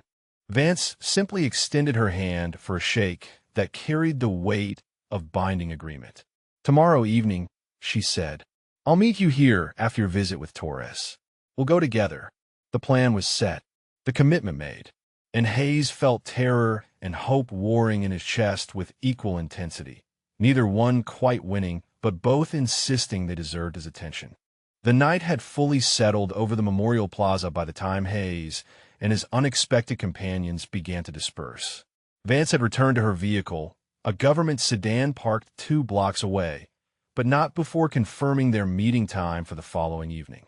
Rodriguez had offered a ride back to wherever Hayes was staying, an offer Hayes declined with quiet gratitude. Some distances needed to be walked alone, needed the processing time that only solitary movement could provide. Darren had simply nodded understanding and headed toward his own shelter, a different facility on the other side of the city that specialized in traumatic brain injury cases. Hayes stood alone again at the memorial wall, the others finally gone, the the privacy he craved restored. His fingers found Torres's name one more time. The granite had cooled with the night air, smooth and solid beneath his touch. I might have screwed up, brother, Hayes said softly. Might have just committed to something I can't follow through on. You know how I am. How I run when things get too real, too close, too much like hope that could turn to disappointment. The wall offered no response, except the permanent presence of a name etched into its surface. But Hayes could imagine Torres's reply with perfect clarity. Stop being a coward, War. Stop hiding behind us. We're dead. You're not. Act like it. The imagined voice carried Torres's particular blend of affection and impatience, the tone he had used when Hayes overthought tactical decisions or second-guessed instincts that were usually correct. Hayes turned from the wall and began the walk to the bus stop where Route 12 would arrive in 20 minutes. The streets were quieter now, the evening commuters replaced by different populations. People heading to night shifts, teenagers moving in packs toward whatever entertainment the city offered. Others like Hayes, moving through shadows with the practiced invisibility of those who had learned not to attract attention. The bus stop was empty when Hayes arrived. He settled onto the metal bench, backpack positioned carefully beside him, and waited with the patience that came from years of having nowhere urgent to be. The streetlight overhead flickered intermittently, creating strobing shadows that would have bothered him once, but now barely registered. 6 years of street living had recalibrated what constituted discomfort. Flickering lights were nothing compared to sleeping under bridges where rain found every gap in whatever covering you had managed to scavenge. Movement caught his attention. A figure approaching from the direction of the memorial, walking with purpose that suggested destination rather than wandering. As the person moved into the light, Hayes recognized the uniform first. Army dress blues. Coronelis insignia. Vance had returned, though Hayes could not immediately determine why. She stopped a respectful distance from the bench. Forgot to mention something important, she said without preamble. The facility, I'm taking you to tomorrow. It was founded by someone you know. Someone who served under you during your second deployment to Afghanistan. Captain James Reeves. He was a lieutenant then, green as they come, and you kept him alive through his first 3 months in country. The name triggered memory with the force of flashback. Reeves. Young, earnest, terrified but hiding it well, desperate to prove himself worthy of the men under his command. Hayes had taken him aside after the first week and given him the talk he gave all new officers. Your job isn't to be fearless. Your job is to be competent enough that your people trust you even when they're afraid. Reeves had listened, learned, survived. Had gone on to have a distinguished career that Hayes had stopped following after Elena's death, after he had severed connections to the military world that had defined him for so long. Reeves runs the program? Hayes asked. The information shifted something in his assessment of the offer. If Reeves was involved, if someone who had served under Hayes's leadership had built this facility, then it carried validation Hayes had not anticipated. Vance nodded. He retired as a major 5 years ago, used his savings and some private grants to create a reintegration center specifically for special operations veterans. Nova red tape, no bureaucratic nightmares. Just operators helping operators. When I told him about running into you tonight, he said to tell you that he's been looking for you for 6 years. Ever since your name stopped appearing in the community. He wants to help if you'll let him. The weight of that landed heavy. Reeves had been looking, had noticed Hayes' absence from the networks that connected former operators, had cared enough to want to help despite years of silence. The thought was humbling and terrifying in equal measure because it meant Hayes' disappearance had been noticed, had mattered to people he had not considered in his calculations of who would care if he vanished. I'll see him tomorrow, Hayes said. The commitment was easier this time, reinforced by the connection to someone who knew him from before, who had context for who Hayes had been before grief had hollowed him out. Vance smiled, the expression genuine. Good. That's good. She turned to leave, then paused. Master Sergeant, one more thing. What happened on that bus tonight? What Finch did, it was documented. Rodriguez sent his video to the Transit Authority along with formal complaints from myself, Darren, and several other passengers. There will be consequences for how he treated you. Not because of who you are or what you did in service, but because what he did was wrong regardless of who the target was. Hayes absorbed this information with mixed feelings. Part of him wanted Finch to face accountability, to understand that actions had consequences even when the targets seemed powerless. But another part, the part that had spent 6 years trying not to make waves or draw attention, felt uncomfortable with being the catalyst for someone else's professional difficulties. The man apologized, Hayes said. Seemed genuine about it. Apology doesn't erase the behavior, Vance countered. And frankly, his treatment of you suggests a pattern that probably extends to others. Homeless veterans who don't have colonels and video evidence to support them. The Transit Authority needs to address it, not as punishment, but as correction. Her logic was sound, her argument persuasive, but Hayes could see that she was not looking for his approval so much as informing him of decisions already made. The Route 12 bus appeared in the distance, its headlights cutting through the darkness. Vance stepped back, giving Hayes space to board when it arrived. Tomorrow evening, she confirmed. Right here at this stop, 1900 hours. I'll drive you to the facility personally. Hayes nodded acknowledgement. Ma'am, can I ask you something?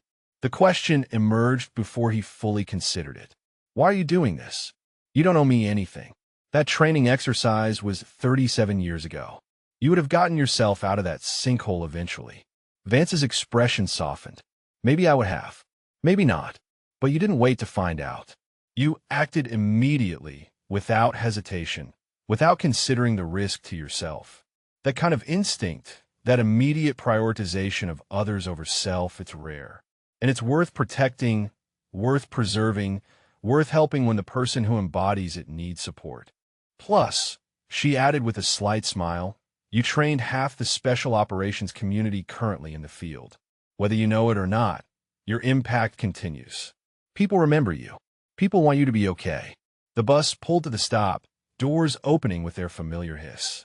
Hayes stood, shouldering his backpack with movements that had become automatic. Thank you, ma'am, he said simply. For caring. For trying. For not giving up on someone who gave up on himself a long time ago. Vance saluted, the gesture crisp and formal despite the informal setting. Master Sergeant Hayes, it's an honor to help. See you tomorrow. Hayes returned the salute instinctively, muscle memory overriding 6 years of civilian existence. Then he boarded the bus, finding a seat near the back, watching through the window as Vance walked back toward her vehicle. The bus pulled away from the stop, joining the sparse, late-evening traffic. Hayes watched the city slide past, familiar streets and corners that had become his territory through years of walking them.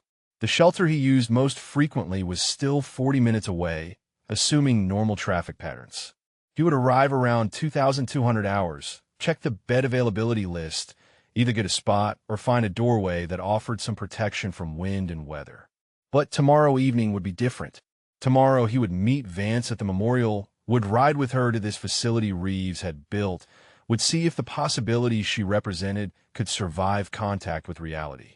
The thought created anxiety that manifested physically, his hands tightening on the backpack straps, breathing requiring conscious control to keep steady. Change was terrifying. Staying the same was killing him slowly. The mathematics of choice were brutal but simple.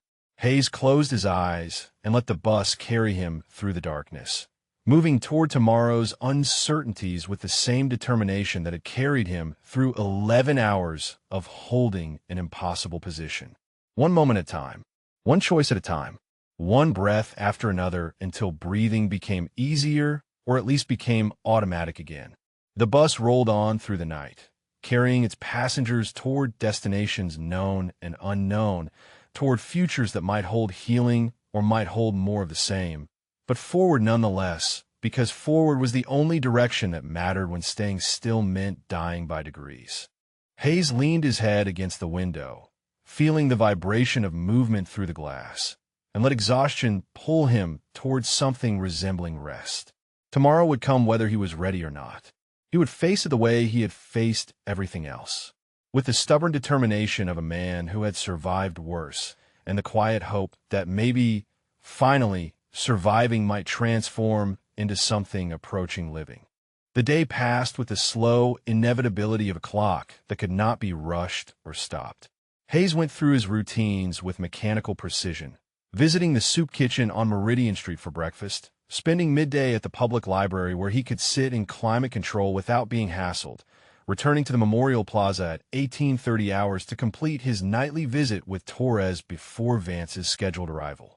Each moment felt weighted with the awareness that this might be one of his last days following these particular patterns, that tomorrow might look radically different if he accepted what was being offered.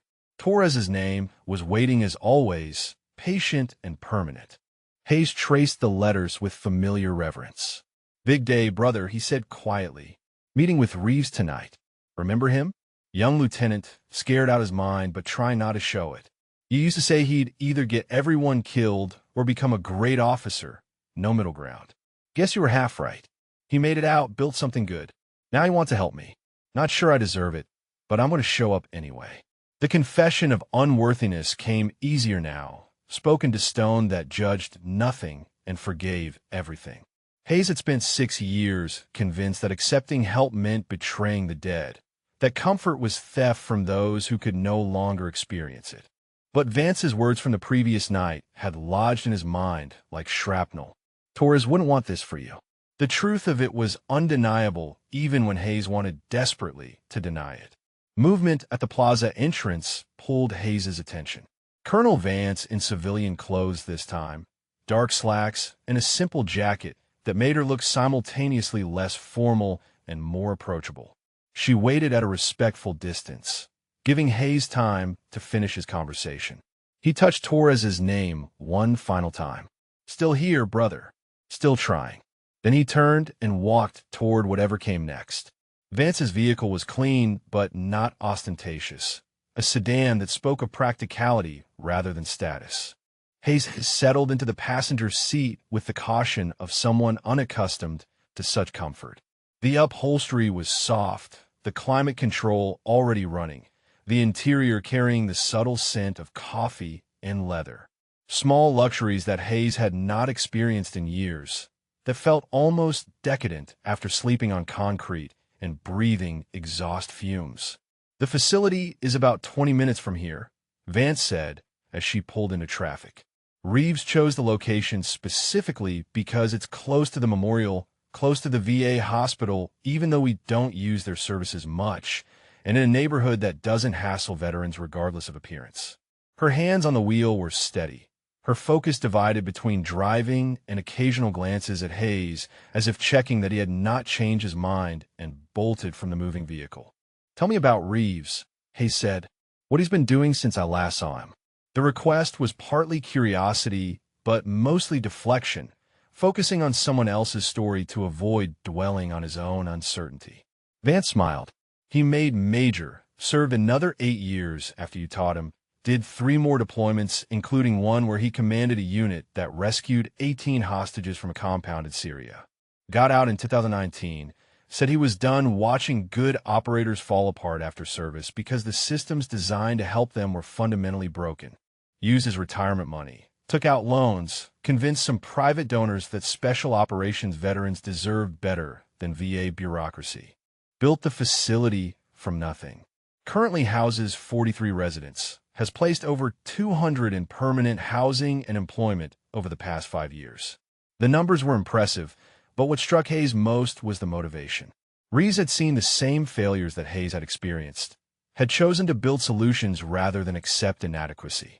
That kind of initiative was rare, valuable, exactly what Torres would have done if he had lived long enough to see the problems that plague veteran reintegration. The neighborhood shifted as they drove, transitioning from commercial districts into residential areas that showed signs of deliberate revitalization. Fresh paint on older buildings. Small businesses with signs advertising veteran-friendly services. American flags displayed with the care that suggested genuine respect rather than performative patriotism. Vance turned onto a tree-lined street and pulled into a parking lot beside a 3-story brick building that had clearly been renovated with attention to both function and dignity. "This is it," Vance said simply. The the Reeves Center for Operator Reintegration. Named it after his father, who was Special Forces in Vietnam and came home to nothing but contempt and indifference. Reeves built what he wished his father had found. The story added layers of meaning to the facility, transformed it from institutional charity into personal mission. They entered through doors that opened automatically, stepping into a lobby that felt more like a hotel than a shelter. Clean lines, comfortable seating, soft lighting that did not glare or create harsh shadows. A reception desk staffed by a woman in her 50s who looked up with a smile that reached her eyes. "Colonel Vance, good to see you.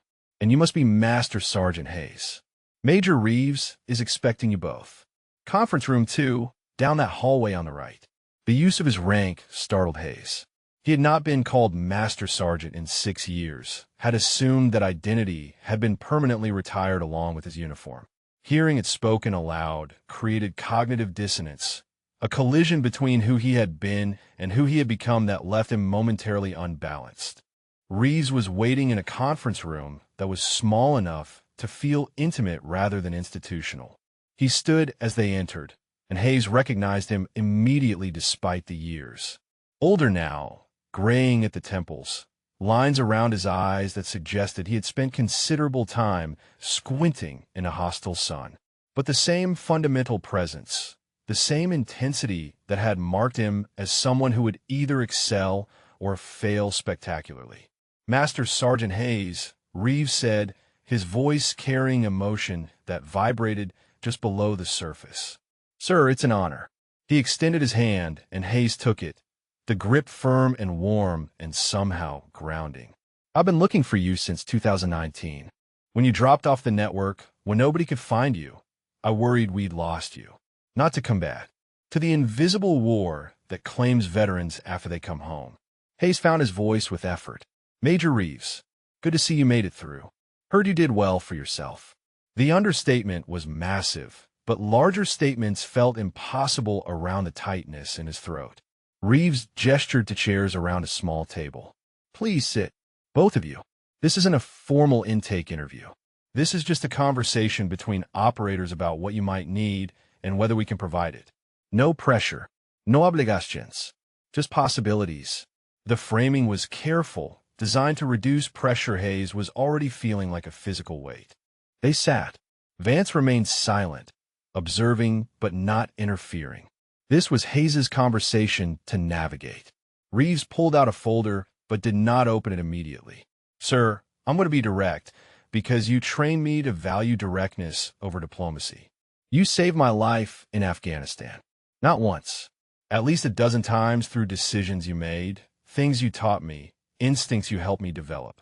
When Lieutenant Morrison got hit by that IED, you were the one who kept me from freezing, kept me functional, got us all through that firefight and back to base. I owe you more than I can ever repay." Hayes shook his head. "You don't owe me anything. I was doing my job, training lieutenants who were green enough to get everyone killed if someone didn't show them how to stay alive." The deflection was automatic, the refusal to accept credit for actions that had simply been duty. Reeves leaned forward. "That's exactly what I'm talking about. You saved lives, and you won't even acknowledge it because you think doing your job doesn't count as extraordinary. But it does, sir. It absolutely does. And now I'm going to do my job, which is providing support to operators who need it. Whether you think you deserve it is irrelevant. You need it. I can provide it. The math is simple. The logic was unassailable." Hayes found himself nodding despite himself. "What exactly are you offering?" The question opened the door to practical details, to specifics that might make this real rather than theoretical. Reeves opened the folder. "Private room, furnished, but you can personalize it however you want. 3 meals a day, prepared by a chef who actually knows how to cook for people who've eaten MREs for months at a time. On-site counseling with therapists who specialize in combat trauma and PTSD. Job placement assistance if you want to work. Educational support if you want to learn new skills. Medical care coordination. Legal assistance for anything you need. And most importantly, a community of people who understand what you've been through because they've been through it themselves." The comprehensiveness of it was overwhelming. Hayes had expected basic shelter, maybe some food assistance. This was structured support addressing every aspect of reintegration. What's the catch? He asked. The question came from years of learning that offers this good always had hidden costs. Reeves met his eyes with unwavering directness. The catch is that you have to accept help. You have to show up, participate in your own recovery, allow people to care about whether you're okay. For some operators, that's harder than combat. The honesty was brutal and accurate. Hayes felt it land like incoming rounds. How long would I stay? Hayes asked. The question revealed his willingness to consider this seriously, to move past reflexive rejection into actual negotiation. As long as you need, Reeves said. Some residents are here for 3 months, some for 2 years. We don't have arbitrary deadlines. You leave when you're ready to leave, when you've rebuilt enough stability to sustain yourself independently. And even then, you're always welcome back if circumstances change. This isn't a place you graduate from and never see again. It's a community you become part of. Hayes looked at Vance, who nodded encouragement, looked back at Reeves, who waited patiently for whatever decision Hayes would make. The room was quiet except for the subtle hum of climate control, the distant sound of voices from elsewhere in the building. Other residents, other operators rebuilding lives that had been fractured by service and its aftermath. "I'd like to see the room," Hayes said finally. "If that's possible." The request was tentative but genuine, the first step toward acceptance that terrified him even as he spoke the words aloud. Room 7B was exactly as Vance had described. Ground floor, window facing east, modest but complete. A bed with clean sheets that looked soft enough to actually provide rest. A desk and chair positioned near the window. A small closet with hangers waiting for clothes Hayes did not own. A private bathroom with a shower that promised hot water and privacy. Luxuries that had become foreign concepts during 6 years of public facilities and makeshift hygiene. Hayes stood in the doorway, unable to cross the threshold immediately. The room represented possibility, but also commitment, acceptance of help that meant acknowledging he could not survive alone indefinitely. His hand gripped the doorframe, knuckles white with tension that had nowhere else to go. "Take your time," Reeves said from behind him. "No ruse. This is a big step, and you're allowed to feel whatever you're feeling about it." The permission to hesitate, to struggle with acceptance, somehow made it easier to take the first step into the room. Hayes moved to the window, looking out at a small courtyard where 2 men sat at a picnic table engaged in quiet conversation. Both had the bearing of military service, the particular way operators carried themselves that years of civilian life never fully erased. One was older, maybe 60, gray beard and weathered hands wrapped around a coffee mug. The other was younger, missing his left arm below the elbow, prosthetic resting on the table beside him as he gestured with his remaining hand. "That's Frank and Eddie," Reeves said. "Frank is former Delta, served in the same era you did. Lost his wife to cancer 4 years ago and ended up on the streets for a while before finding us. Eddie is Marine Force Recon. Lost his arm in Fallujah, struggled with addiction for a decade before getting clean. They've both been here about 8 months. They're doing well." The similarity to Hayes' own trajectory was not lost on him. The pattern of service, loss, spiral, survival. It was almost comforting to know he was not unique in his brokenness, that others had walked this path before him and found something resembling solid ground again. "If I stay," Hayes said slowly, "I need to be able to visit the memorial every evening. That's non-negotiable. Torres is waiting for me every night at 1930 hours. I can't abandon that." The requirement was absolute, the one condition that might prevent acceptance if it could not be accommodated. Reeves nodded immediately. "We're 20 minutes from the memorial. Several residents visit regularly. We can arrange transportation, or you can walk if you prefer. Nobody here will interfere with how you honor your fallen. That's sacred, and we respect it." The answer was exactly what Hayes needed to hear, removing the primary obstacle to acceptance. Vance spoke from the doorway, where she had been observing quietly. "Master Sergeant, I should mention that the video from the bus incident has generated significant attention. The Transit Authority contacted me this morning. They want to issue a formal apology and have asked if you would accept a meeting with senior leadership. You're under no obligation to agree, but they seem genuine about wanting to make amends. Hayes turned from the window. What happened to the driver? The question came from curiosity rather than vindictiveness. Finch had apologized, had seemed genuinely horrified once he understood the magnitude of his misjudgment. Suspended pending investigation, Vance said. Likely facing termination given the pattern of complaints that emerged once Rodriguez's video went public. Turns out you weren't the first veteran he'd harassed. Just the first one with documentation and witnesses who couldn't be ignored. Her expression suggested satisfaction with this outcome. Justice served through consequences. Hayes felt conflicted. Finch deserved accountability, but termination seemed harsh for someone who had apologized and shown genuine remorse. The man was wrong, Hayes said carefully, but he wasn't evil, just ignorant. If the transit authority wants to meet, I prefer they focus on training rather than punishment. Make sure their drivers understand that homelessness doesn't equal worthlessness, that veterans deserve respect regardless of current circumstances. Reeves smiled. That's exactly the kind of perspective that makes you valuable, sir. Turning a personal grievance into systemic improvement. That's leadership. The compliment made Hayes uncomfortable, but he did not deflect it this time, just accepted the observation without argument. A knock at the open door drew their attention. The older man from the courtyard, Frank, stood in the hallway with an expression that mixed recognition and disbelief. His voice came out rough with emotion. Warren Hayes? Master Sergeant Warren Hayes, Delta? Holy hell, sir. I heard rumors you were MIA, but nobody could confirm anything. Frank stepped into the room, hand extended. Frank Sullivan. We never served together, but I know who you are. Everyone in Delta knows who you are. Hayes shook the offered hand, processing this new development. Sullivan's grip was firm, his eyes clear and direct despite whatever struggles had brought him here. The recognition was both validating and terrifying, confirmation that Hayes's identity in the operator community was not as forgotten as he had hoped. The Kandahar operation, Sullivan continued. We studied it at advanced training. 11 hours, one position, kept an entire Taliban cell pinned until extraction could be coordinated. That's legend status, sir. What you did changed how we think about defense under isolation. Hayes started to deflect, but Sullivan kept talking. And I heard about your wife. About how you disappeared after she passed. I'm sorry, sir, for your loss.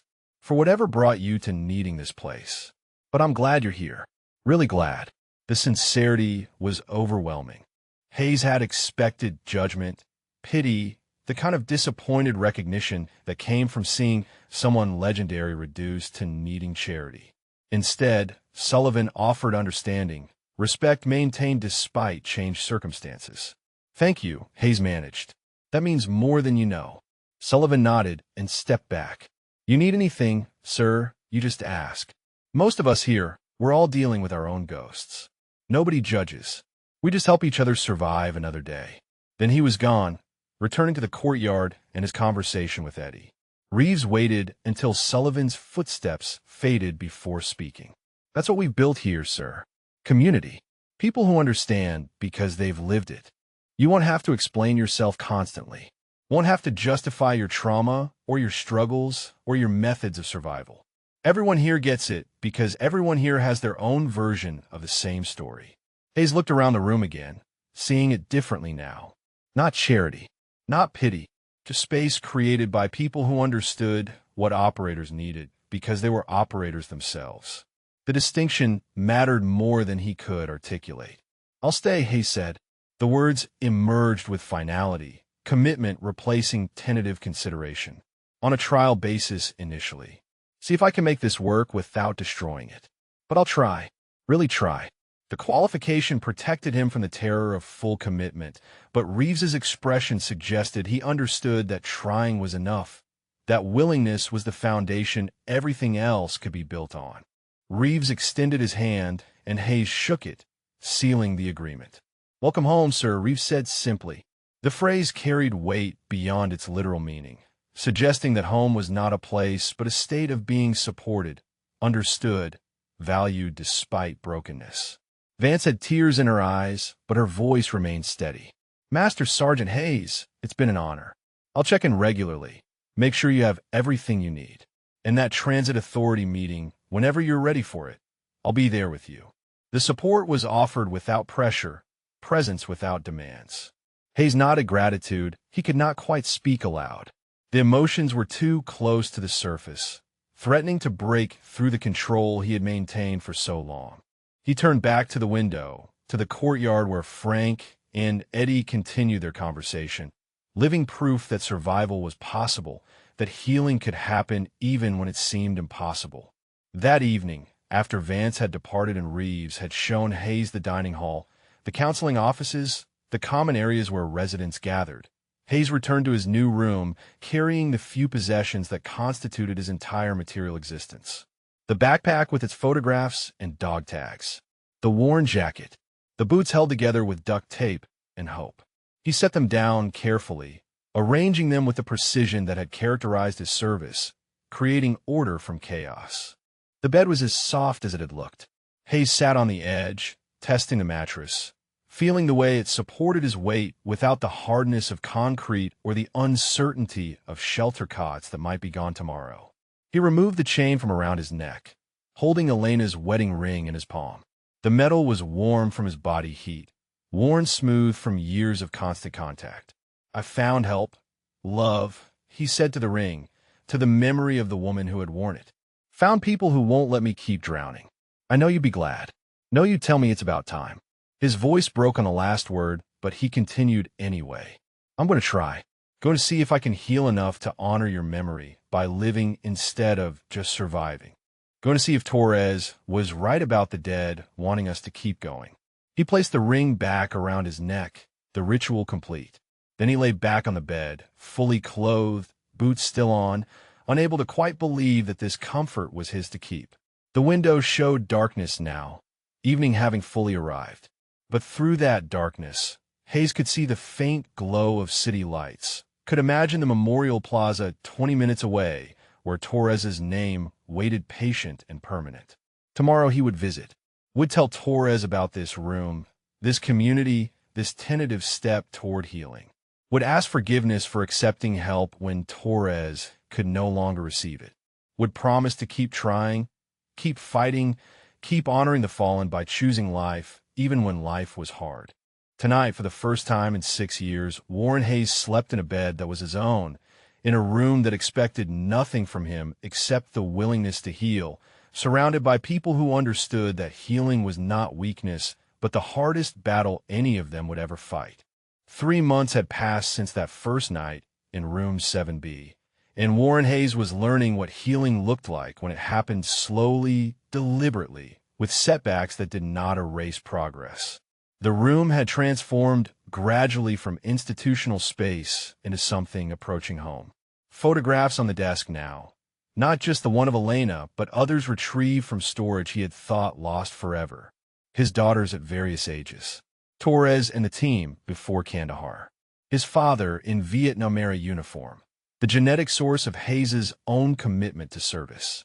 The morning routine had changed. Hayes still woke at 0530 hours, military precision immune to retirement. But now he woke in a bed with sheets that were washed weekly by staff who treated residents with dignity rather than pity. Breakfast in the dining hall with Frank and Eddie and a rotating cast of other operators.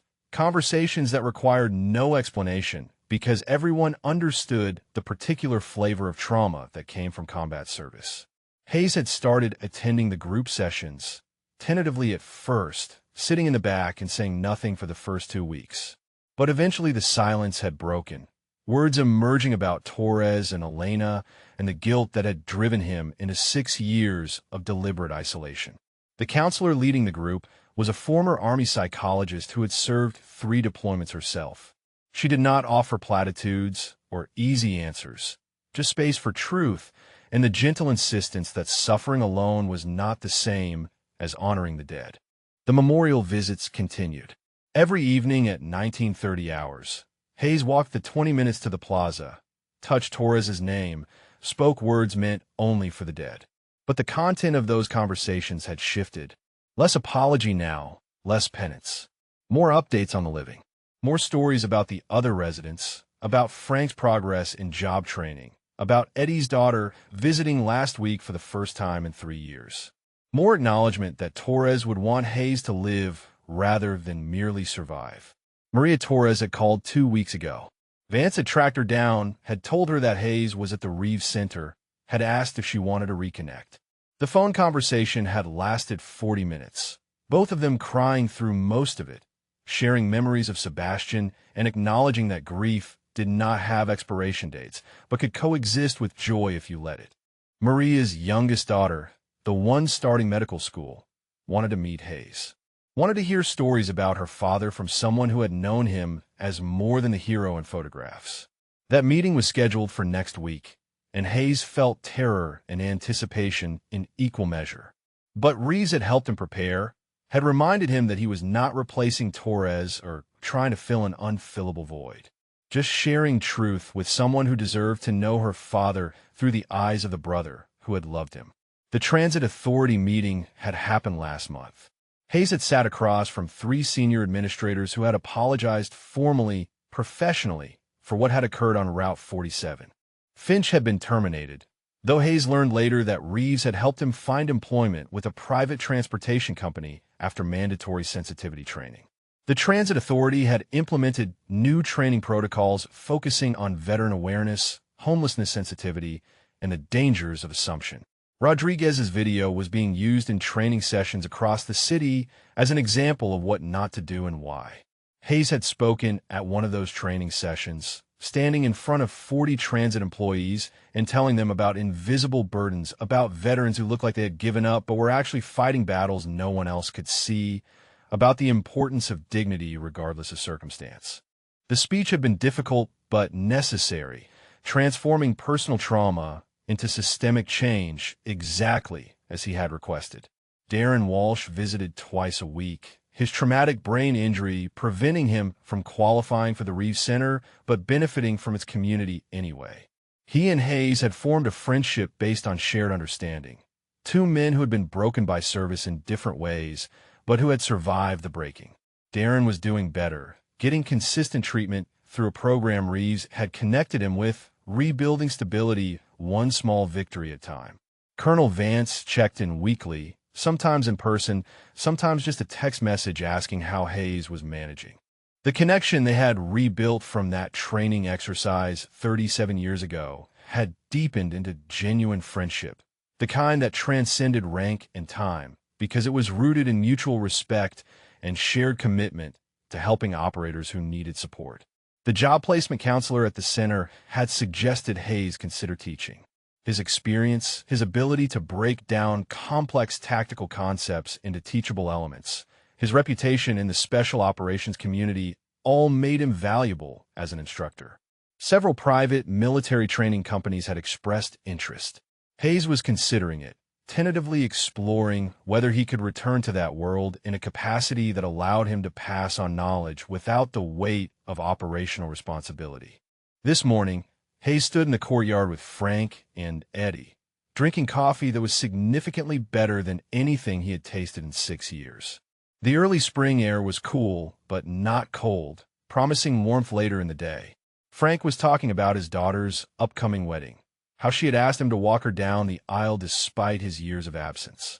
Eddie was celebrating 90 days at his new job, steady employment that gave him purpose and structure. Master Sergeant, Frank said, using the rank that had become Hayes's identifier among the residents. You ever think about what you'd tell your younger self?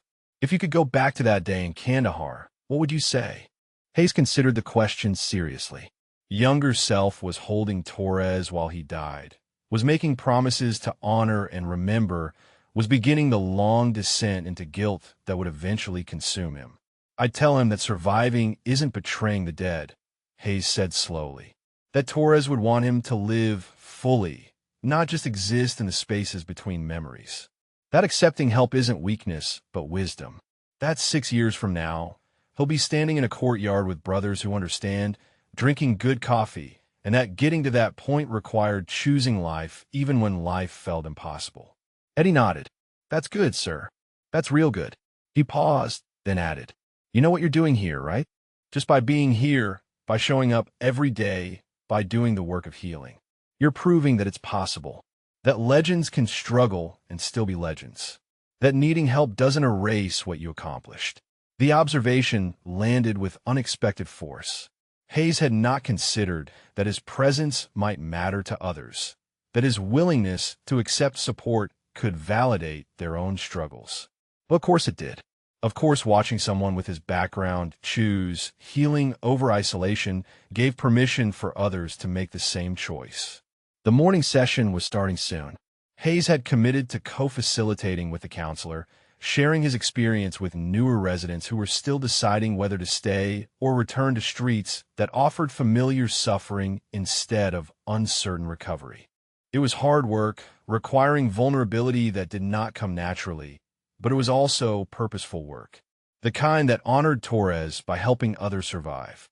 If this story moved you, if it reminded you that healing is possible even after profound loss, please consider subscribing to our channel. Share in the comments who the quiet hero in your life is, the person whose strength shows not through volume, but through persistent dignity. Sometimes the greatest warriors are the ones still fighting battles no one else can see. And remember, accepting help is not surrender. It's the hardest form of courage. That evening, Hayes walked to the memorial as always. The route was familiar now, 20 minutes of muscle memory and deliberate movement. Torres's name waited, patient and permanent. "Hey, brother," Hayes said, fingers tracing letters worn smooth by 3 months of nightly contact added to 6 years before that. "I'm doing okay. Really okay. Not just surviving okay. Met with Maria's daughter next week. Going to tell her about you, about how you made everyone laugh even in the worst situations, about how you were the best point man I ever worked with." He paused, hand flat against the granite. "I'm teaching again, helping other operators find their way back. Turns out I'm pretty good at it when I'm not drowning in my own guilt. You'd be proud, Seb, or you'd make fun of me for taking so long to figure out what you told me in your last breath. That it wasn't my fault, that I needed to live." The sunset painted the memorial wall in shades of gold and orange, transforming black granite into something luminous. Hayes stood in that light, feeling its warmth, allowing himself to experience it without the accompanying guilt that had shadowed every moment of comfort for 6 years. Torres was gone. Elena was gone. But Hayes was here, breathing, healing, choosing life with the same determination he had once used to hold impossible positions against impossible odds. "Still here, brother," Hayes said. The phrase had not changed, but its meaning had transformed.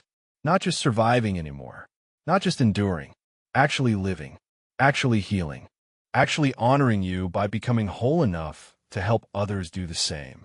He touched the name one final time, a gesture of respect and remembrance and gratitude for the friendship that had shaped him, for the loss that had broken him, for the long road back to something approaching peace.